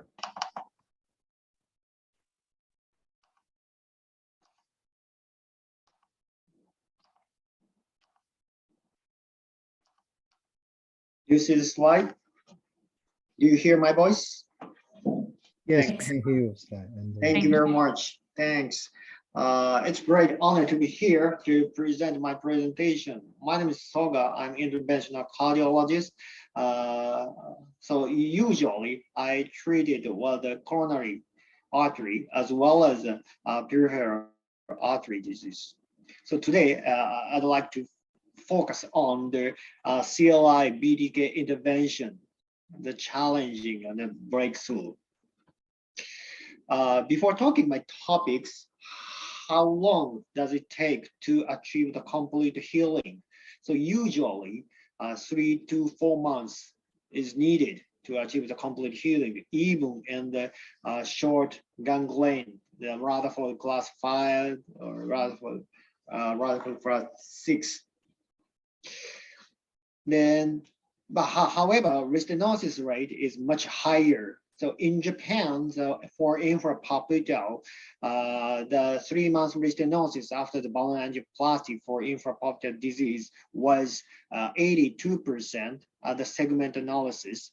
Therefore, almost all lesions treated with the bone angioplasty alone occurred the restenosis within the 3 months. But 3 or 4 months is needed to achieve the complete healing. Therefore, repeat revascularization is needed. Then So some concept to get more effective way. Some concept is shown here. The first is a one straight line from the proximal to the distal, the one straight line concept. Another one is the angiosome concept to the wound heal, the toe, so selectively, so target vessel should be open by angiosome concept. So additionally, below the ankle angioplasty, as well as below the knee angioplasty. So more distal open is needed to achieve the complete healing. But one more thing, so I add one more thing, it's IVERS. IVERS is a very interesting device. Some reported, the Dr. Fujihara reported that the IVERS tells us the below the knee vessel seems to be much bigger than expected than the angiographic vessel. So as you can see, the TPT trunk is around 4 millimeter. The 88 proximal is 3.5. The mid was 3.1. The distal side is 2.8. Therefore, this paper has including the two important things. The one is much bigger than expected. The second is tibial artery is tapering. Therefore, taper bone is more effective, I think. Anyway, from in my institution, the same analysis was occurred. The BK vessel diameter is 1.2 to 1.3 times larger than it appears. So therefore, here the IVERS findings show us the below the knee vessel seems to be bigger. I will show you the case. He is a CLTI patient. So target vessel is 88. So from angiographic analysis, QB analysis, the proximal 88 diameter is 3.2. The mid is 2.4. The distal side is 1.9. Therefore, from the angio-based EVT, so we need to choose the 2.5 or something. However, from the IVERS findings, the reference vessel is much bigger. So for the proximal 4.4, the inner lumen is a 2.4, 2.5. So same like angio, but the reference vessel was much bigger, 3.6. This as well, 3.0. Therefore, so two kind of treatment, the angio-guided balloon angioplasty or IVERS guided angioplasty. Initially, first, so I treated with the angio-guided angioplasty. So I treated with a 2.5 balloon. The result is not so bad. It looks so nice. But I believe the IVERS findings, I treated with a 4 millimeter balloon from the ADA. The final result is here. The result is excellent, much better, I think. Another one, 89-year-old male who had a CLTI with a toe ganglion. The target vessel is ADA as well. After the successful crossing the guide wire, based on the QB analysis, I treated with a 2.5 millimeter balloon for the ADA to cover the whole lesion like this. Then I checked the IVERS, but IVERS tells us the ADA was 4 millimeter, the whole vessel. Therefore, I treated with the 4 millimeter balloon for the ADA. The result is much nicer like this. Even in the inframalleolar, the below the ankle lesion, the IVERS is effective, I think. So before starting the treatment, so below the ankle, the peteral arch was 1.5 millimeter reference vessel.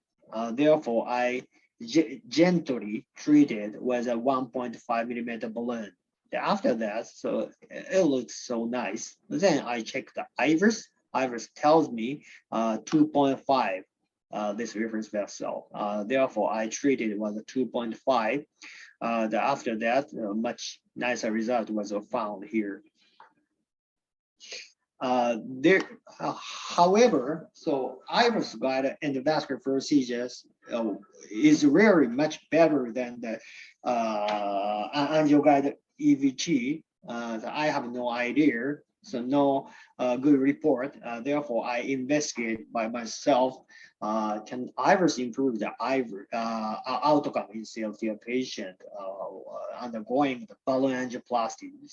So as you know, in Japan, so we have no DCB, no DES, no stent for the below the ankle, just only had the balloon angioplasty.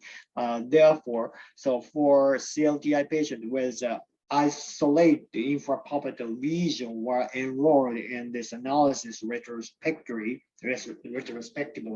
I analyzed the effectiveness of the IVUS guided endovascular procedure. The result is here. So overall outcome is here. The primary endpoint was limb salvage without any re-intervention. So IVUS guided balloon angioplasty is a red line. The blue line is blue line is angio guide. The red line is IVUS guide EVT for infrapalpable lesion. So in the overall analysis, so IVUS guide EVT seems to be much better outcome. So in Rutherford class 4, the Rutherford class 5, there is a significant difference between the IVUS guide and the angio guide in the Rutherford class 5. So especially re-intervention rate dramatically reduced in the IVUS guide EVT. Here is a subgroup analysis. So in terms of the complete wound healing, the both group was not differ, that did not differ in the both group. So wound healing rate is the same. However, the left graph wound healing rate was much earlier in the IVUS guided group. How much earlier in the mid side of the graph? So time to wound healing in the IVUS guided group is nearly 3 months, and the time to wound healing in the angio guided group was 4 months. Therefore, the IVUS guided PTA can shorten the 2 to 4 weeks to achieve the complete healings. Then the total number of endovascular procedure was reduced significantly. So maybe two times, and then angio guided 2 to 3. This investigation is a very, very simple analysis. The pink outcome was much better than the yellow outcome. And therefore, so the restenosis is mandatory. It's unavoidable, but a bit longer if you use a bit larger balloon. Therefore, that findings may contribute to improve the CLTI outcome. However, it's not necessary to use the IVUS in all cases because IVUS is very expensive. So therefore, so I recommended plus 0.5 millimeters method. Therefore, as you can see, from the annual findings, when you think that this vessel is a 2.5, so plus 0.5 millimeter, so you can choose the 3 millimeter balloon. these findings, if you have, I hope to be helpful in your daily practice, so you can make a IVAS guided outcome. Then after the revascularization, the adjuvant therapy is very important, because after the successful procedure, next day, wound does not heal yet. Therefore, so 2 months or 3 months adjuvant therapy is continuously performed in our institution. So mainly two kind of management. The first is a pain management. Then the second is a wound management. I will show you some example. Someone use HBO, HBO therapy, or carbon dioxide bath. It's a very easy to use the carbon dioxide bath. Additionally, recently in Japan, some patient received the SCS, spinal cord stimulation, to reduce the sympathetic nerve stimulation. So additionally, I'd like to talk about the apheresis.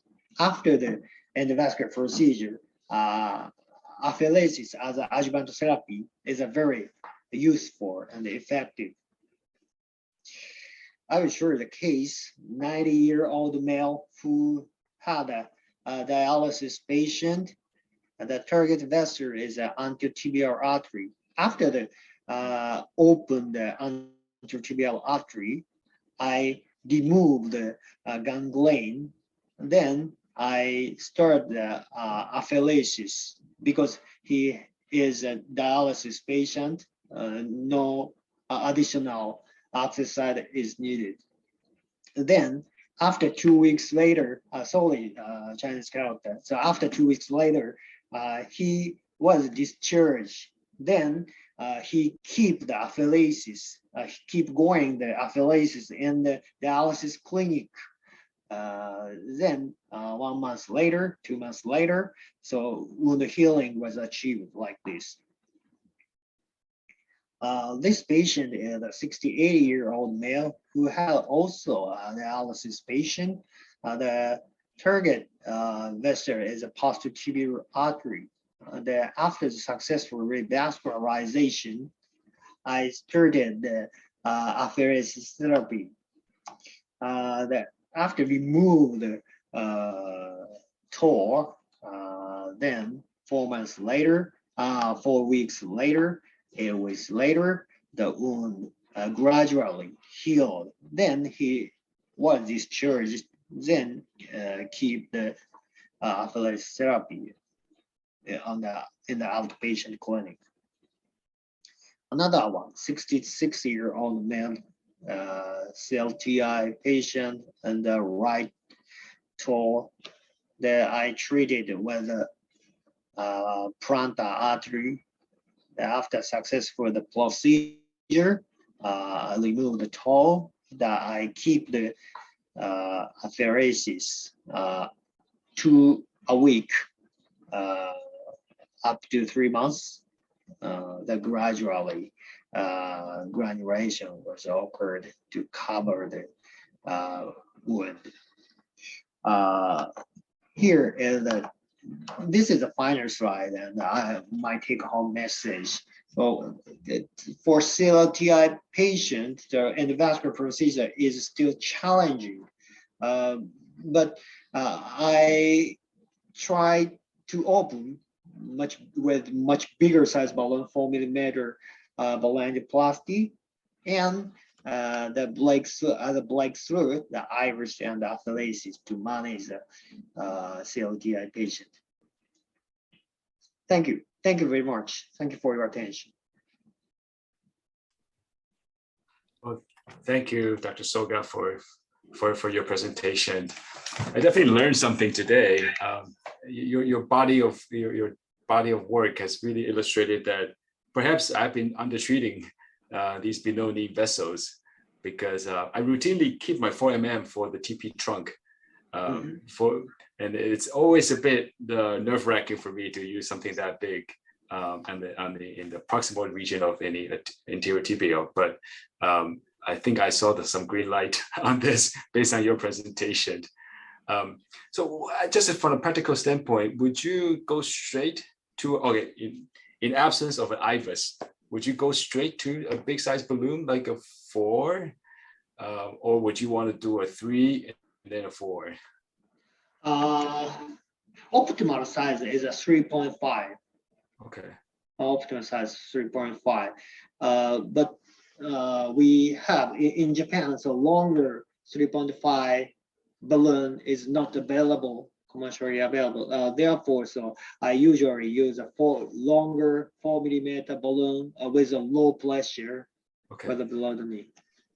And how long are you leaving the inflation time for? Because the bigger balloons often have more recoil after you angioplasty.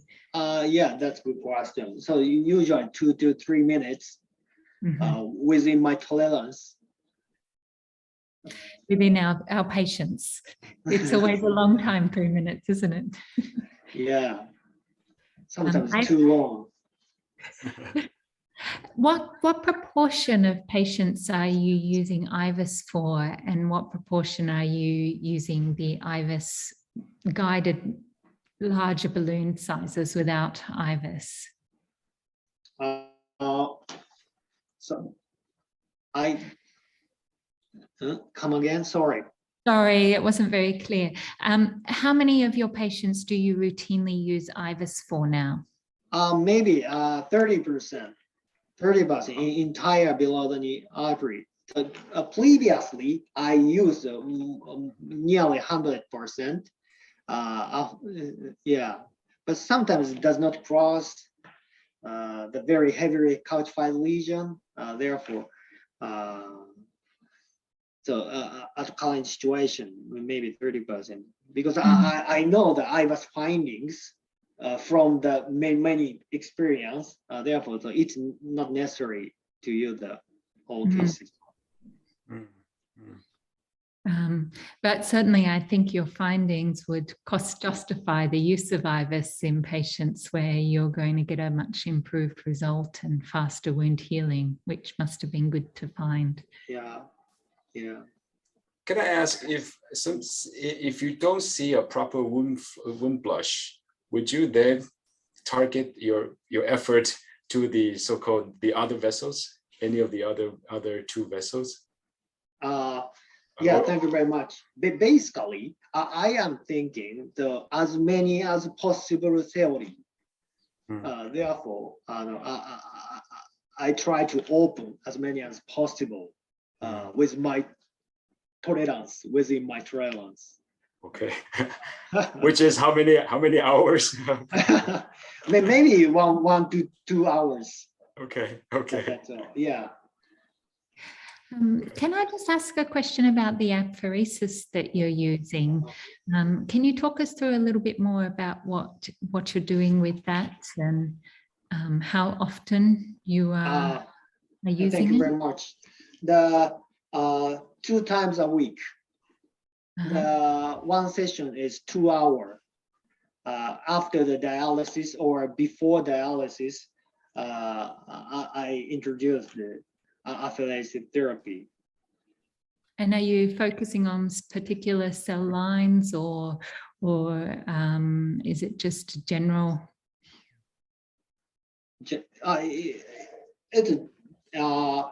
The brand name is Railcana.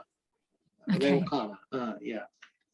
I usually use Railcana as an apheresis. And only in your dialysis patients? Or general? Yeah, so because access side is very limited, therefore, so for diabetes patient, very effective, but access side is needed. Therefore, after the discharge, it's not easy to keep the apheresis therapy. Therefore, so in the current situation, so mainly I use for the dialysis patient. Mhm. Thank you for that. A very, very interesting presentation. And I think we've all had a good reflection on our own practice, and we'll be using some larger balloons moving forward. Yeah. Try it. Larger balloons first. The iris can come later.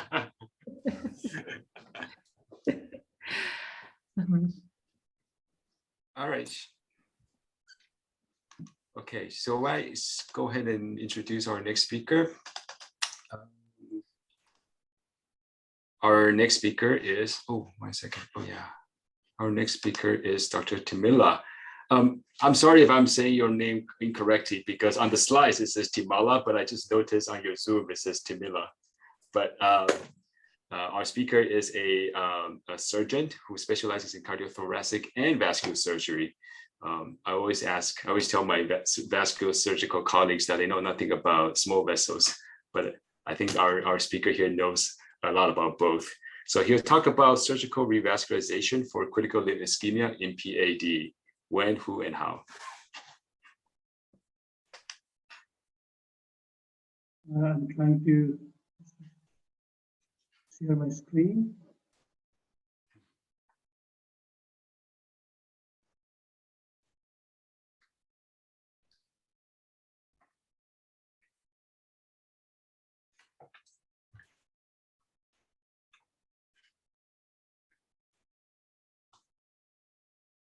I'm sorry, there's some mistake here.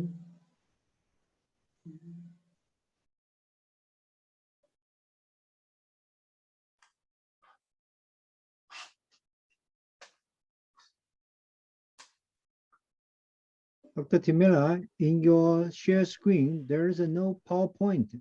Would you, maybe you need to find your PowerPoint first.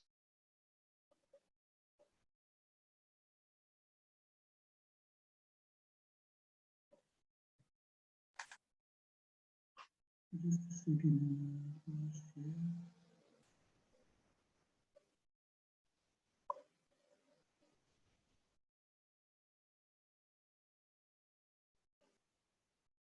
I'm not seeing my. Now, in your screen, only Yes. see, you may go to your file management and just try to find your PowerPoint. You are sharing your screen. We can see your screen, but there is no PowerPoint file opened. Okay.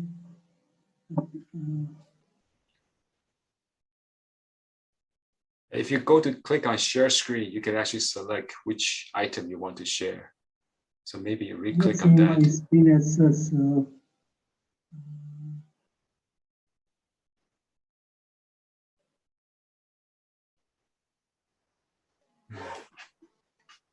Something happened. I think you can go ahead with another speaker. So by the time I try to fix my own. I can actually stop your screen sharing. Yes. And do you want to try again? And now you can share your screen, but choose your PowerPoint instead. Shall we try that?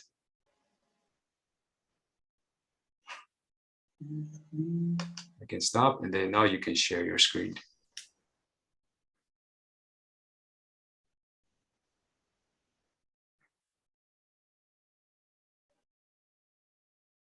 I'm sorry, nothing is happening. Yeah.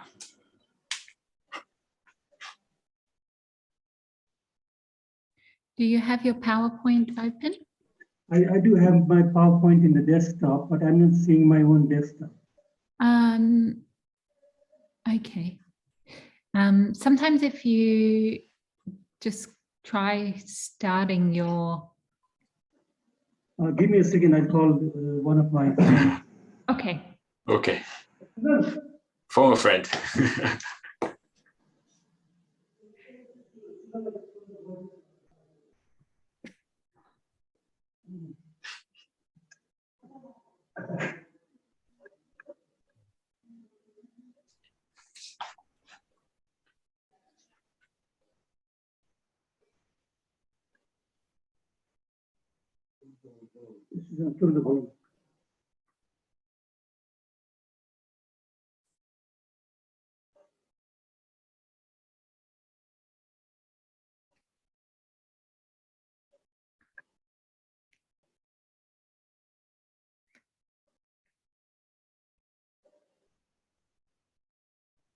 I'm sorry, I think you can go ahead with another presenter by the time I'll try to fix mine.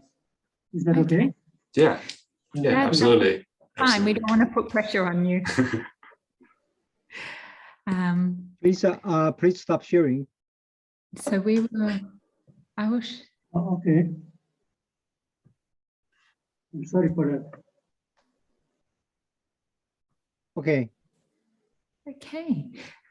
Well, I might introduce our second last speaker now, Dr. Fu Te-Chung from Taiwan, who's going to be speaking to us on supervised exercise therapy in lower extremity peripheral artery disease. And this is to round off, we've gone from medical therapy and screening right through to endovascular therapy. We'll come back to surgical therapy in a minute, but our armamentarium in our toolbox for treating PAD. So welcome, Dr. Fu. Thank you for the introduction. I prepare my presentation by a preset video. Please play the video. Thank you. Good afternoon, everyone. My name is Fu Te-Chung. I am delighted to be here today to talk to you about the supervised exercise therapy in lower extremity PAD. I will tell you who is adequate candidate, when is proper time, and how to practice the exercise therapy. According to a recent study, PAD affects more than 200 million people in the world and lead to around 9% mortality rate by all-cause death. So, early diagnosis and intervention are important. The treatment for PAD including risk reduction, medical management, revascularization, and exercise intervention. Till now, there is little to support the advantage of exercise, endovascular or open revascularization versus each other in PAD treatment, particularly with regarding to mild to late-term result. Systemic review suggests that exercise therapy is a class 1 of treatment recommendation with level A of evidence for patients with PAD. The positive effect of regular exercise for patients with PAD were first described in 1998. A meta-analysis in 1895 showed exercise training with supervised treadmill walking could improve pain-free walking distance by 179% and the maximal walking distance by 122% in this PAD patient. In 2008, another meta-analysis of RCT demonstrated that exercise training program of 3 to 12 months duration improved maximal treadmill walking time by an average of 5 minutes, correspond to a relative improvement of 50 to 200%. In a recent review in 2018, training exercise therapy still showed to be consistently beneficial.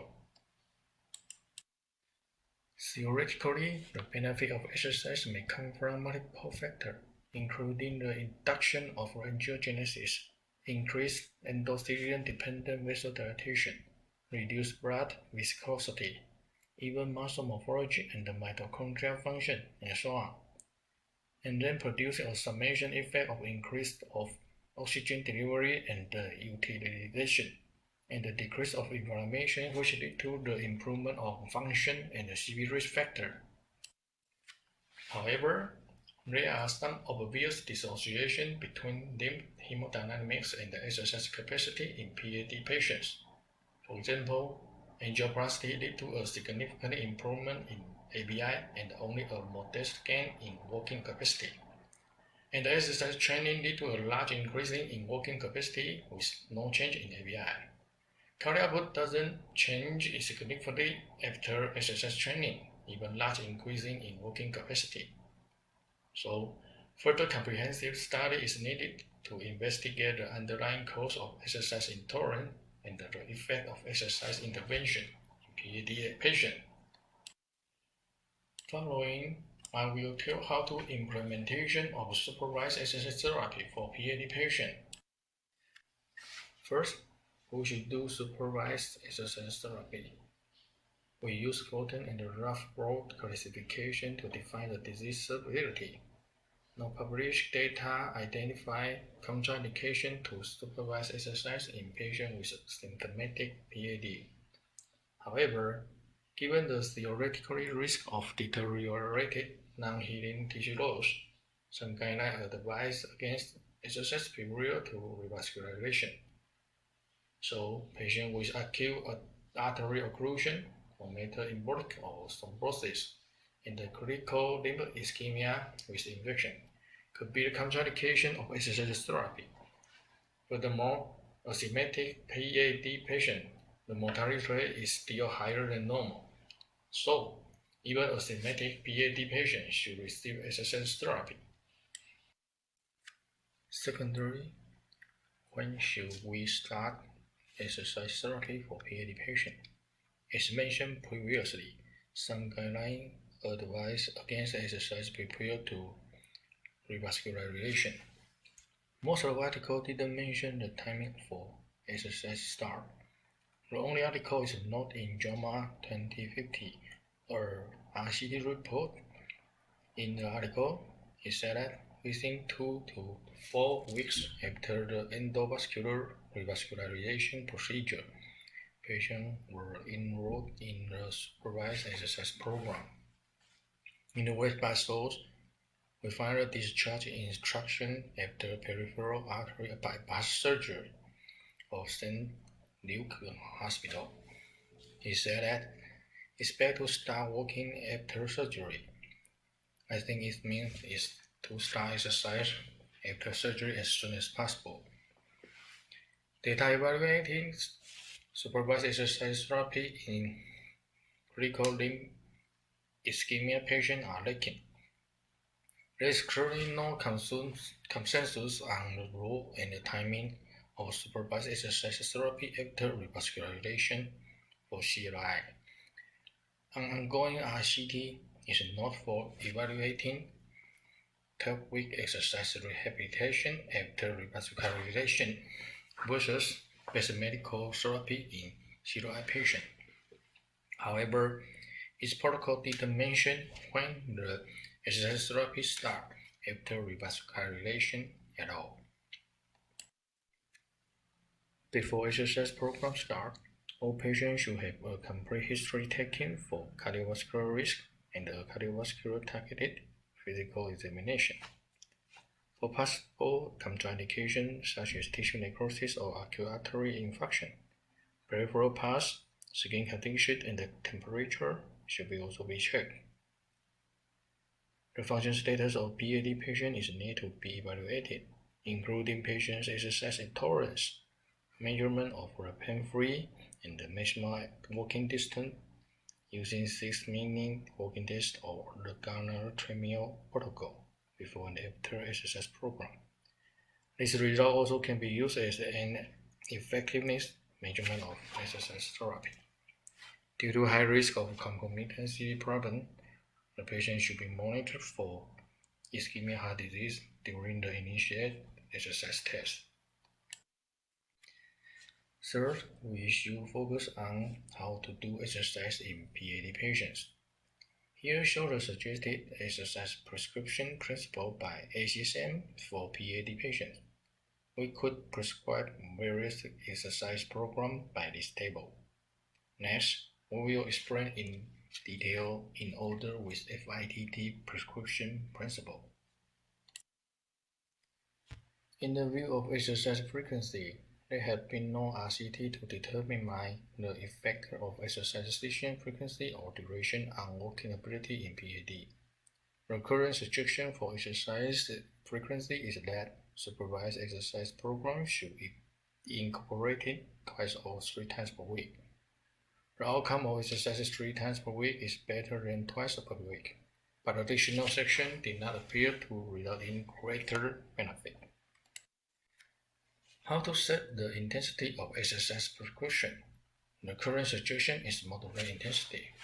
There are 2 definitions of moderate intensity. First is by the result of previous exercise tests. There's 40 to 60% of oxygen consumption reserve. Secondly, by perceived pain during exercise, that is 3 out of 4 on the claudication pain scale. Regarding the intensity of exercise intervention, some discussion focuses on high-intensity use. A short-term 8-week high-intensity program results in significantly greater improvement in peak VO2 compared with the low-intensity program. Conversely, the longer 6-month program leads to significant but similar benefit in both the high-intensity and the low-intensity group. As mentioned, the similar benefit obtained across both groups may have been obscured by longer duration of the exercise program. So, we believe that improvement in the high-intensity group may have occurred much sooner, but this effect was masked by the longer program duration. So, it is generally accepted that when the total volume of exercise is controlled, there is no difference in the improvement achieved with high intensity and the low intensity exercise. What about the claudication pain? It is better to be more short during training. Most protocols specify that exercise is initiated at an intensity that induces onset of claudication within 3 to 5 minutes and moderate to moderate severe claudication within 8 to 10 minutes. A recent meta-analysis found no difference in walking exercise in which participants walk to a mild claudication level compared with walking to severe claudication.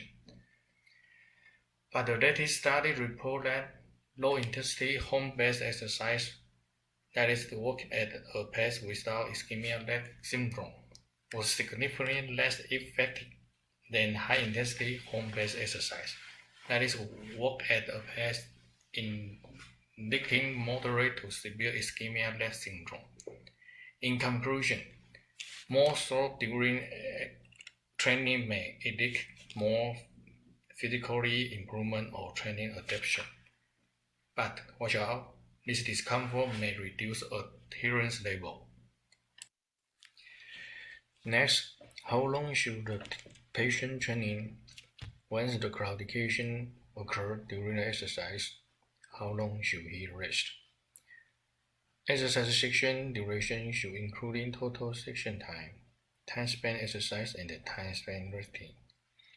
A previous meta-analysis found that session lasts more than 30 minutes to 60 minutes were more beneficial.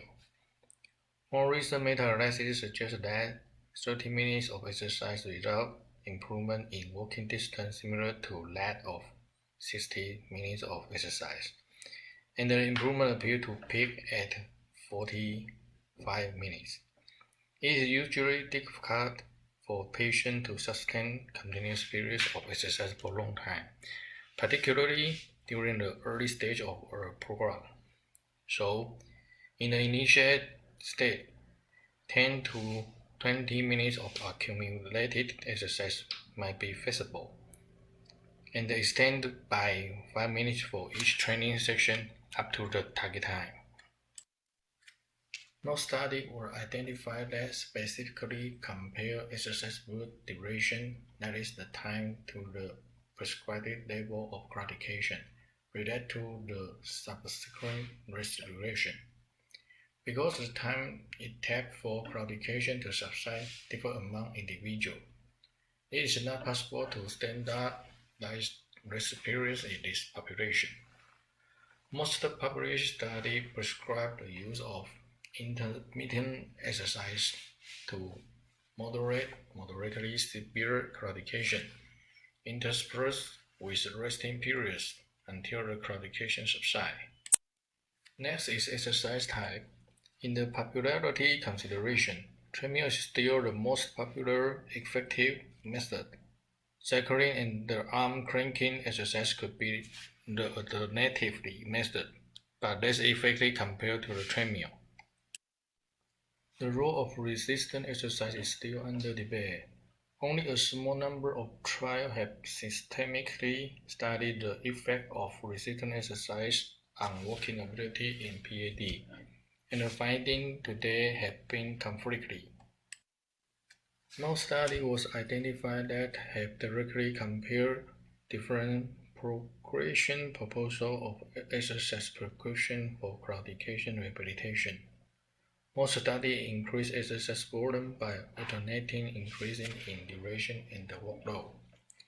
Because no study have investigated optimal rate of progression of exercise in exercise training for patients in PAD, it is prudent to increase the exercise burden at a rate more fast than every 1 to 2 weeks. In contrast to cardio rehab, which prolong exercise duration as the first choice of progression. In PAD patients, we chose to increasing the workload by increasing the gradient of speed of treadmill as the progression. Usually, it will reduce the exercise duration initially due to earlier muscle soreness, but it will become longer subsequently as we continue the training program.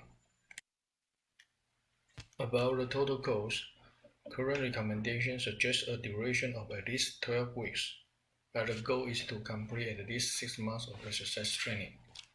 The effect of treadmill exercise training on walking performance has been shown to occur as soon as 6 weeks after the start of the program, and the response is greater at 12 weeks.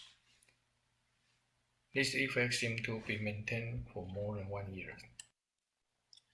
Whether exercise therapy needs to be monitored in the hospital or can be done at home. This may be the hardest topic in PAD rehabilitation apart from exercise intensity. We combine the result of 2 favorable studies in one graph.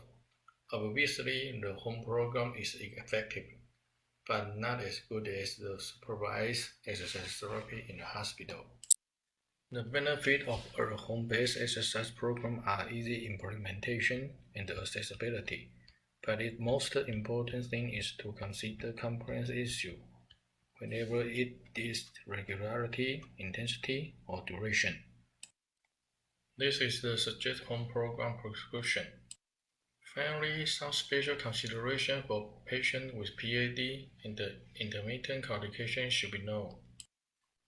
Patients with PAD are at high risk of other CV disease, so the EKG monitor is needed in exercise therapy practice. Then, peripheral neuropathy affects some patients with PAD, particularly those with DM, and this may negatively affect their balance. Falling down accidents should be avoided. The final is a cold environment may deteriorate the symptoms of intermittent claudication. Therefore, a longer warm-up may be necessary. There are several obstacles for supervised exercise therapy implementation. First is lack of interest. Second is inconvenience. Third is lack of reimbursement, and so on. Finally, let's share my experience in PAD study.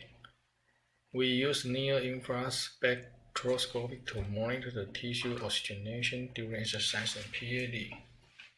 We found that in some blood vessels that may be impaired vasodilatation function. The recovery of blood flow during exercise recovery is significantly worse than other vessels. Of course, this hypothesis suggests in some studies that it may be related to the recovery of function. Exercise-induced ROS increasing in skeletal muscle promote an increasing in NF-kappa B and the PGY1 alpha and in MRPK activity in skeletal muscle fiber, thereby increasing mitochondrial biogenesis and the mitophagy. However, excess ROS accumulation causes pathologic oxidative stress which impair protein and lipid function, contribute to genomic instability, damage membrane integrity and inhibits their function and survival. So I think how to adjust the training intensity talent for individual demand still need further work. Thank you for listening.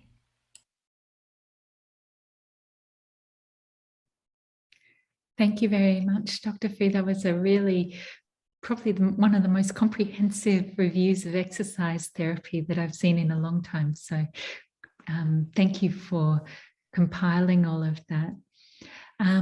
One of the things that struck me as I was reflecting on your talk was I'd been speaking to some surgeons in Singapore who spoke about how none of their patients go outside for a walk because it's too hot and too humid.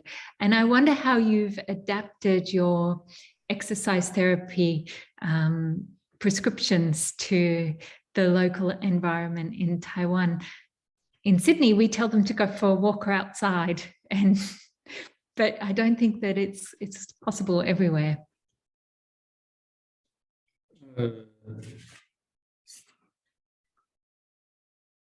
Think your a problem, and I think in north of Taiwan, the weather is so wet and rain. It's often raining in the winter. So we always suggest patients to do supervised exercise therapy in hospital. And home program is not well implementation in Taiwan because the compliance of the elderly is poor.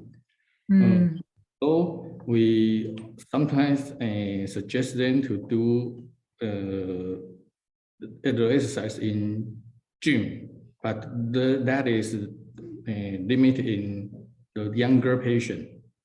That is my opinion. I think it's very interesting to think about how the environment contributes to the compliance of our patients as well. Yeah. And I think there's also the competing pathologies, right? Like, for example, your arthritis or back pain. And so for somebody to come into a program and sort of being put on the treadmill, for example, could be quite a challenge. Can I just ask, at what point do you throw in the towel and just say, hey, you know, this is not working? Do you commit them to 3 months, or do you write it out and go to 6 months before you do any sort of intervention for life disabling complications? Sorry, what? So I think the question is, do you do this program for 6 months, or do you do it 3 months or less in somebody who is having a lot of symptoms? Just we mimic the exercise program in cardiac rehab. So we try to let this patient do the exercise program for 36 section. So because but the drop rate is higher than heart patient. In fact, the PAD patient, the complaints of PAD patient is so impaired.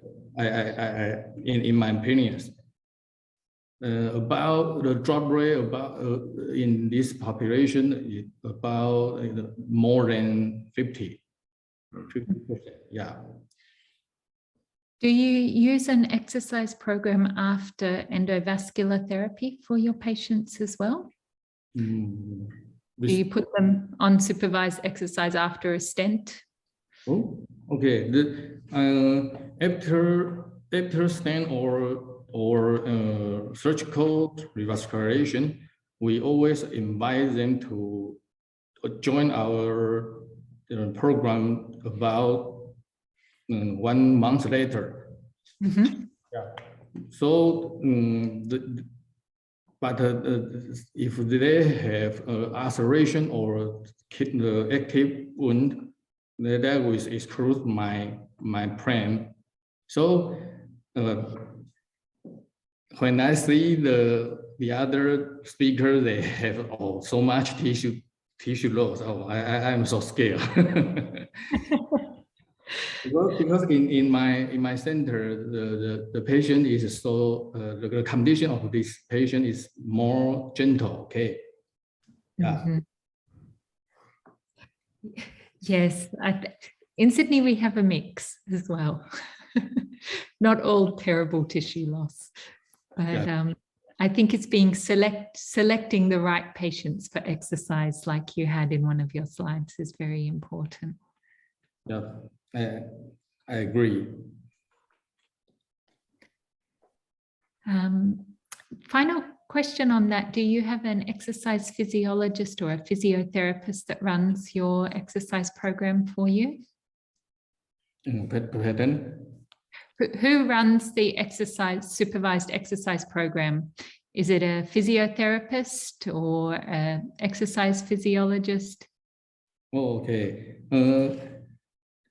The exercise test is directed by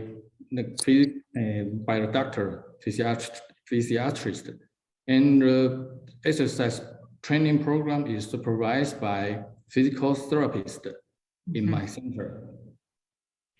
Thank you. You're welcome.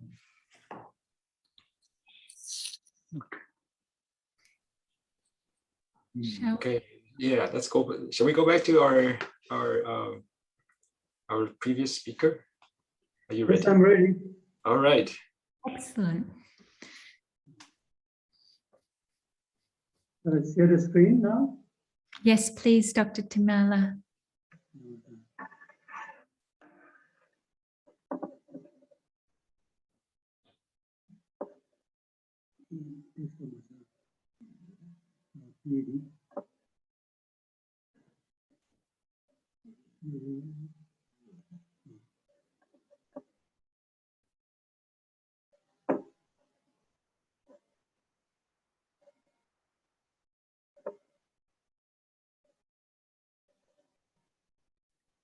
Yes, it's working.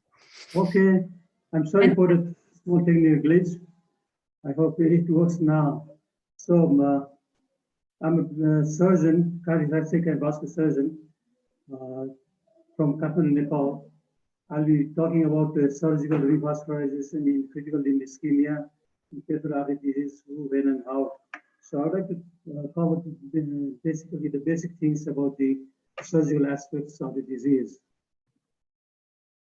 The critical limb ischemia is basically inadequate arterial flow to accommodate metabolic needs of the resting tissue, and more formally, transatlantic intersocietal consensus has described it as a persistent or recurring ischemic pain, patient needing to use opiates for more than 2 weeks for pain, with patients presenting with ulceration or gangrene, ankle systolic pressure less than 50 or toe systolic pressure less than 30 millimeters of mercury. It's basically divided into 2 types. One is suprainguinal and is intrainguinal. Suprainguinal is basically aortic occlusive disease, where patient can present with claudication of the proximal hips, thigh, or buttocks, and impotence may be present among males. The indication for intervention would be severe rest pain, patient presenting with also gangrene, claudication that can impair the lifestyle of the patient, or sometimes patient presenting with Bluetooth syndrome, which is basically peripheral emboli from the atherosclerotic aorta above.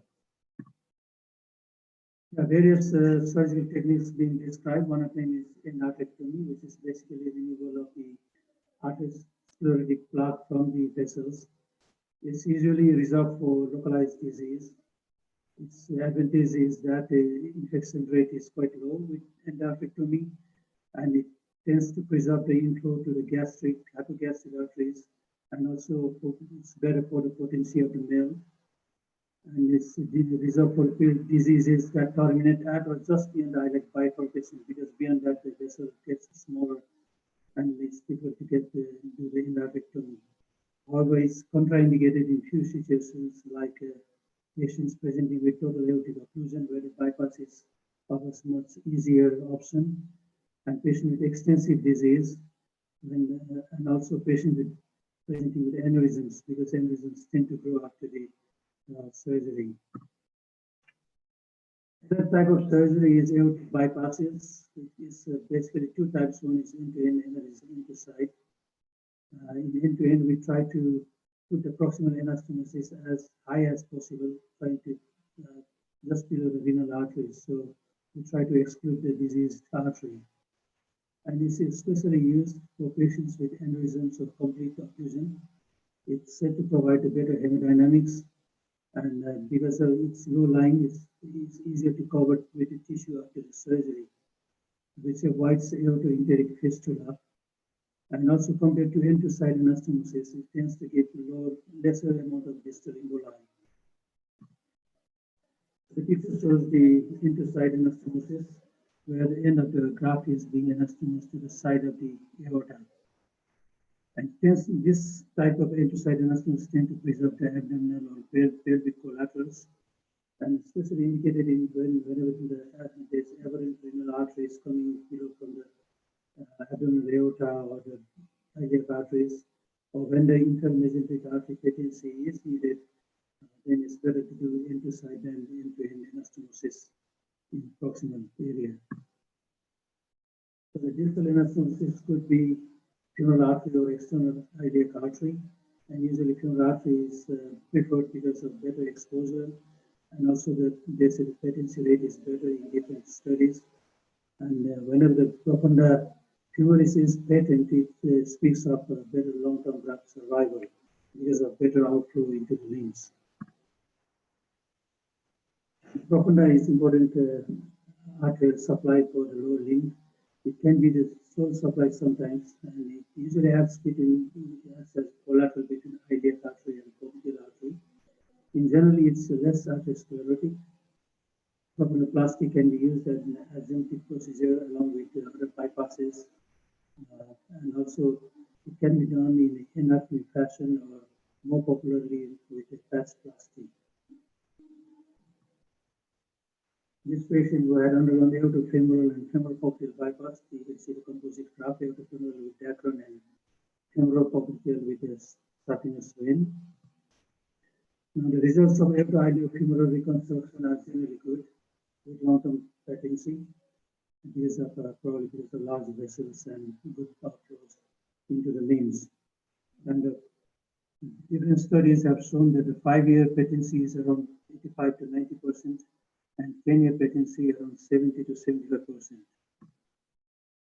This study compared the patency between PTFE graft and dacron graft with PTFE graft slightly better in terms of 4-year patency. Another class of disease is infrainguinal peripheral artery disease. These diseases are usually diffuse but quite segmental, so that's why the bypass graft is often possible. And the inflow for the bypasses, the inflow could be from anywhere from common femoral artery, profunda, superficial femoral artery, popliteal artery, or tibial artery, and the insertion could be any of the arteries, including pedal arteries. So preoperative preparation generally needs detailed vascular mapping, and CT angio is quite helpful in that aspect. And autogenous vein is the best conduit so far. And the duplex mapping does help in getting the best vein for the graft. And the veins available are greater saphenous vein, lesser saphenous vein, or extremity vein. And veins should be in general at least 3 millimeters in diameter, soft and compressible. And they can be used in a reverse fashion or non-reverse with in situ fashion after destruction of the valve. In general, the operative planning takes, one has to think about alternatives. If plan A fails, then one has to switch to plan B or plan C. That has to be prepared beforehand.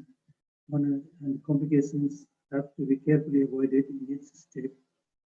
And if there's inflow lesions with a resting gradient of more than 10 millimeter mercury compared to the radial popliteal artery pressure, then something has to be done for the inflow, like endarterectomy or more proximal positioning of the graft or stenting for adequate inflow.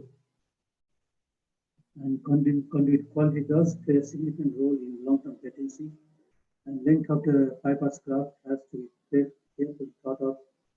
And if the profunda or deep femoral artery is occluded, that needs to be corrected at the very first surgery.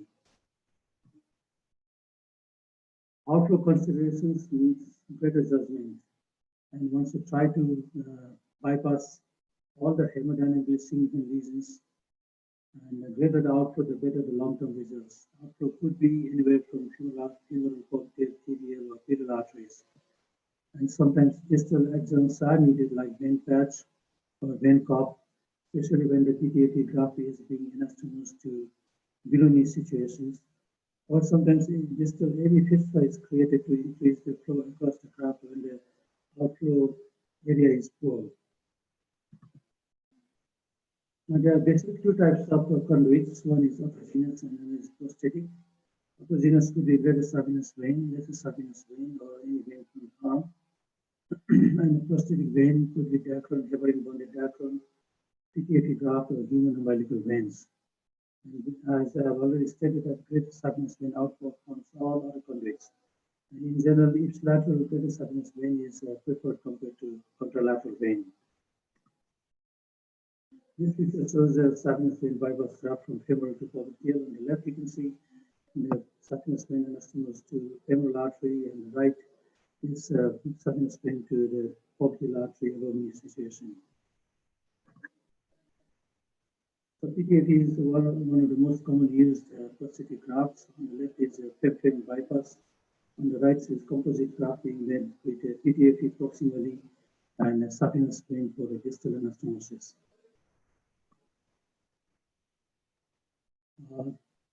For PTFE, the most commonly used graft, and for below knee situation, addition of vein cuff around the PTFE confers significant patency advantages. And this study published in 1997 showed that at 2 years' time, when the vein cuff is added to PTFE, the graft patency was 52% compared to 29% without vein cuff. And similarly, limb salvage, which is our main goal of the surgery, remains 84% with vein cuff and 62% without vein cuff. This picture shows the vein cuff, one of the vein cuff. There are different types, of course, and the PTFE graft being anastomosed to the distal artery with the vein cuff intervening in between the two vessels. So the multivessel disease requires simultaneous grafting. These patients underwent aorto, bifemoral, bipopliteal bypass grafts. After surgery, we do completion studies.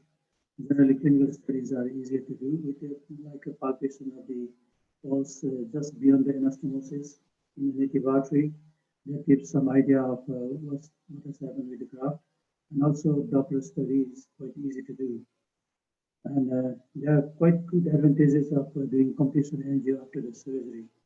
And different studies have shown that after completion angio, the correction was needed from 8% to 27% of the patients. And angioscopies and intra-duplex are a little complex, and they are usually reserved for patients who underwent in situ grafts, because to make sure the venous valves are being lysed completely, or sometimes they may be used in arm veins, because arm veins tend to have thrombus or some thrombostimulating things inside the veins. So they may be used in that situation. So after surgery, afterwards, patient goes home, again, graft surveillance is needed, and especially productive for vein grafts compared to prosthetic grafts, because they tend to go into hyperplasia. Surveillance can be done with duplex, ankle brachial index, or angiography, and appropriate and timely intervention can prolong the patency of the graft. The results of bypass grafts are usually described in terms of hard endpoints like graft patency, limb salvage, or mortality. And in randomized prosthetic trials have shown that the in situ graft is as good as the reverse subvenous vein graft. Just like to show it, this paper published in 2011 regarding basic data related to surgical intrainguinal revascularization procedures from Kenneth et al. I'm just showing you in brief the femoral-popliteal aggregate data. This includes both above knee and below knee situation regarding primary patency. It's comparison between vein graft and PTFE, and one can look through all the different types of graft which I have included in this presentation.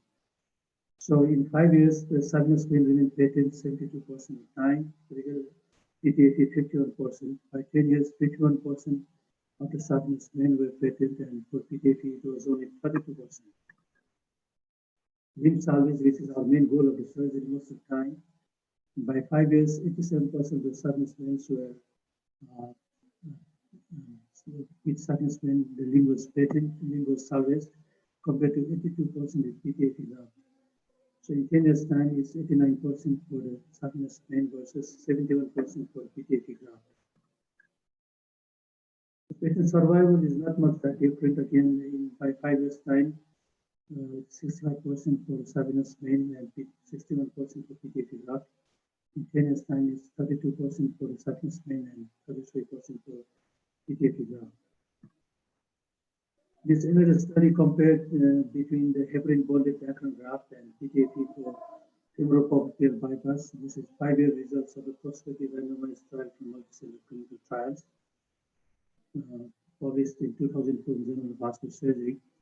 And in briefly, the result shows that the primary patency at 3 years was better with heparin bonded background graft, 50% patency, compared to PTFE graft, which was 44% patency. But the difference was no longer statistically significant at 5 years' time, with heparin bonded background being 46% patent and PTFE graft being 35% patent, and p-value was 0.055. Besides anatomic bypass graft, there are situations when we have to do some extra anatomic bypasses. I would like to just briefly talk through this. One is the fem bypass, which is quite easier, technically easier thing to do, and quite common procedures, and it's especially done for hostile abdomen and when there's unilateral iliac occlusion. And the one is axillofemoral bypass grafting. You can see the graft being proximally placed in the axillary artery, and distally it's carried down to the femoral artery. It's useful for patients with infected aorta or those patients presenting with infected prosthetic grafts. Another one is operator bypass graft. You can see the bypass graft at the top here is anastomosed to the iliac artery, brought down through the obturator foramen instead of going through the groin, and then passing back into the popliteal artery. It's especially useful for patients presenting with groin sepsis, patients with infected pseudoaneurysm. After those with drug addicts, they commonly present with infected pseudoaneurysms, and that's what this bypass is used for. Our patients presenting with groin neoplasms or groin irradiation. This picture shows the thoracoabdominal or femoral bypass graft. You can see the PTFE graft being anastomosed proximal to the descending thoracic aorta and distally to the distal abdominal aorta. These bypasses are used for patients presenting with infected aortic prosthesis, or patients with already prior abdominal surgeries, or those with presenting with failed prior intradural aortic replacements. I'd like to show you some of the complications of bypass graft. This patient who had undergone aorto bi-iliac grafting presented with occluded graft. Again, this is another occluded graft. Patient initially underwent aorto bifemoral graft, which was again fem bypass was done, but again that got occluded. Wound infection is another common surgical complication for any kind of surgeries, including bypass grafts. And this patient had a hematoma due to anastomotic leakage. And this lady underwent fem bypass in the past, and now presenting with a graft extrusion through the skin. Thank you for your kind attention.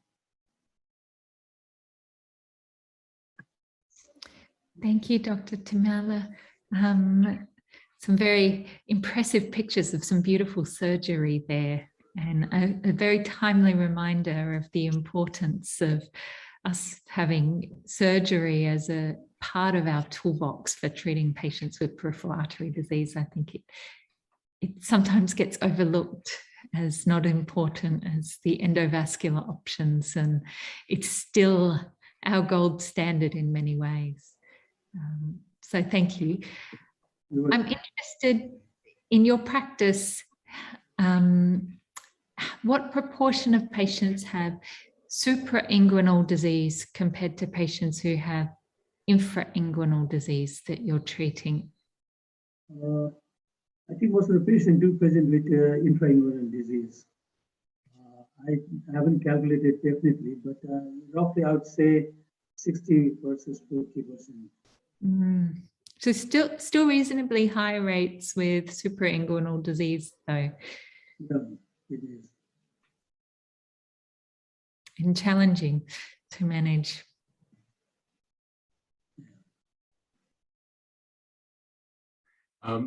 Thank you for sharing all these pictures for us non-surgeons. It's definitely a lot to take in.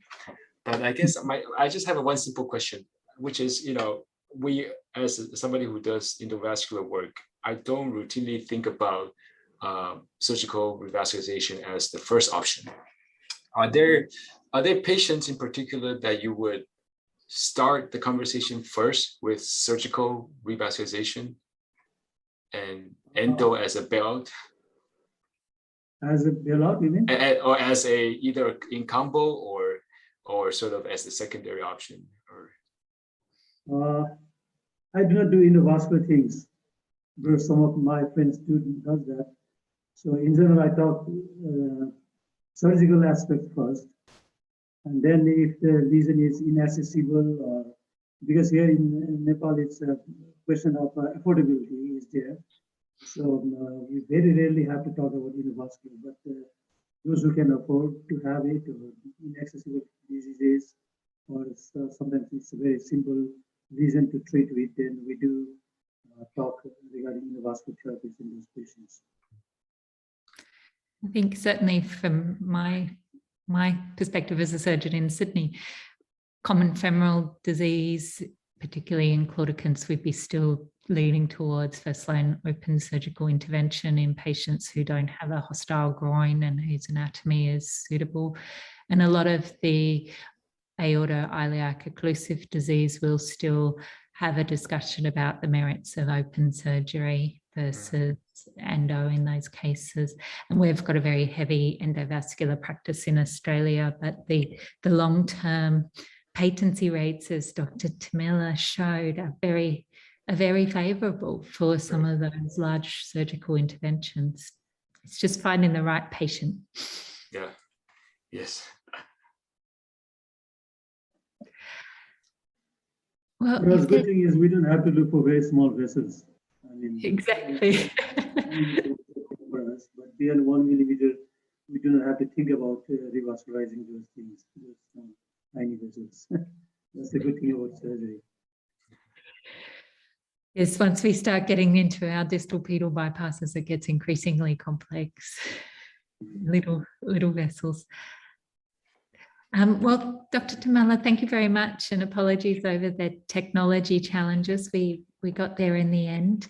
And thank you to all of our panelists for joining us this afternoon. It's been a really enjoyable and informative discussion around management of patients with peripheral artery disease. I mentioned before, but I'm really like how we started off with thinking about how we can screen and how we can identify PAD patients who are often unrecognized and who have a lot of unmet health needs, and how we can optimize their outcomes medically with the increasing use of medications for risk prevention, including DOACs, and then into how endovascular treatment needs to be viewed in light of IVUS, which I think is a really important take-home message for us all that do endovascular intervention. And finally, not forgetting the importance of exercise therapy and surgical therapy in this group of patients, because it meets a very important need for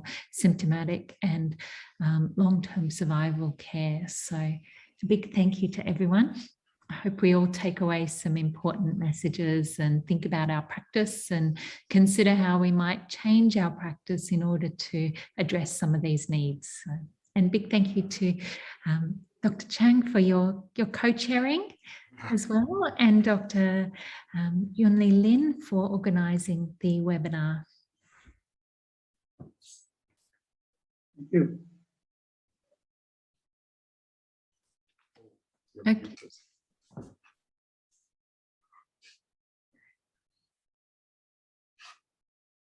I think he's I muted. think, Dr. Lin, you're muted if you were trying to talk.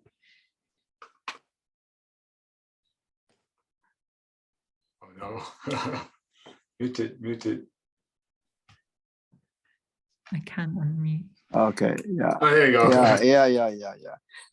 Actually, I'm the one who is learning a lot from the whole webinar. It started from a screening for the medical therapy, endovascular, surgical, and also exercise test. Actually, in the beginning, I've been talking to Peter that it's very difficult to do the exercise, supervised exercise, not to mention home-based exercise, but it's a situation for PAD now. It's really difficult. It's just an ongoing challenge for all of us, I think. Especially a surgeon, they used to be taking a lot of job, but it seemed to me endovascularly is not really taking everything. So especially for above growing, it's a big problem. I don't know what you will suggest for those with below the iliac artery or totally occluded. It's really something for the surgeon. But I don't know if in Sydney, Dr. Atkin, you are also doing endovascular more, or you open? We train in both open and endovascular surgery, so we do a mix of both. But certainly we've seen an increase in endovascular treatments over the last decade, and I think most of us would have practices that are probably about 70% endovascular and about 30 open. So. Yes, maybe just as Peter just mentioned, we are forgetting how to decide when to consult surgeon first for open cases. Especially for endo more. Same here. I think the majority of vascular surgeons would do an endo first approach here in Singapore. Oh. Yeah. Okay. Thank you all for all the contribution in the whole webinar. And I think everyone learned a lot from this. Thank you all. Thank you. Thank you for your contribution. Okay. See you all. See you. Well, Bye-bye. Thank you. Bye-bye. Bye-bye. Thank you. Bye-bye. Okay. Thank you.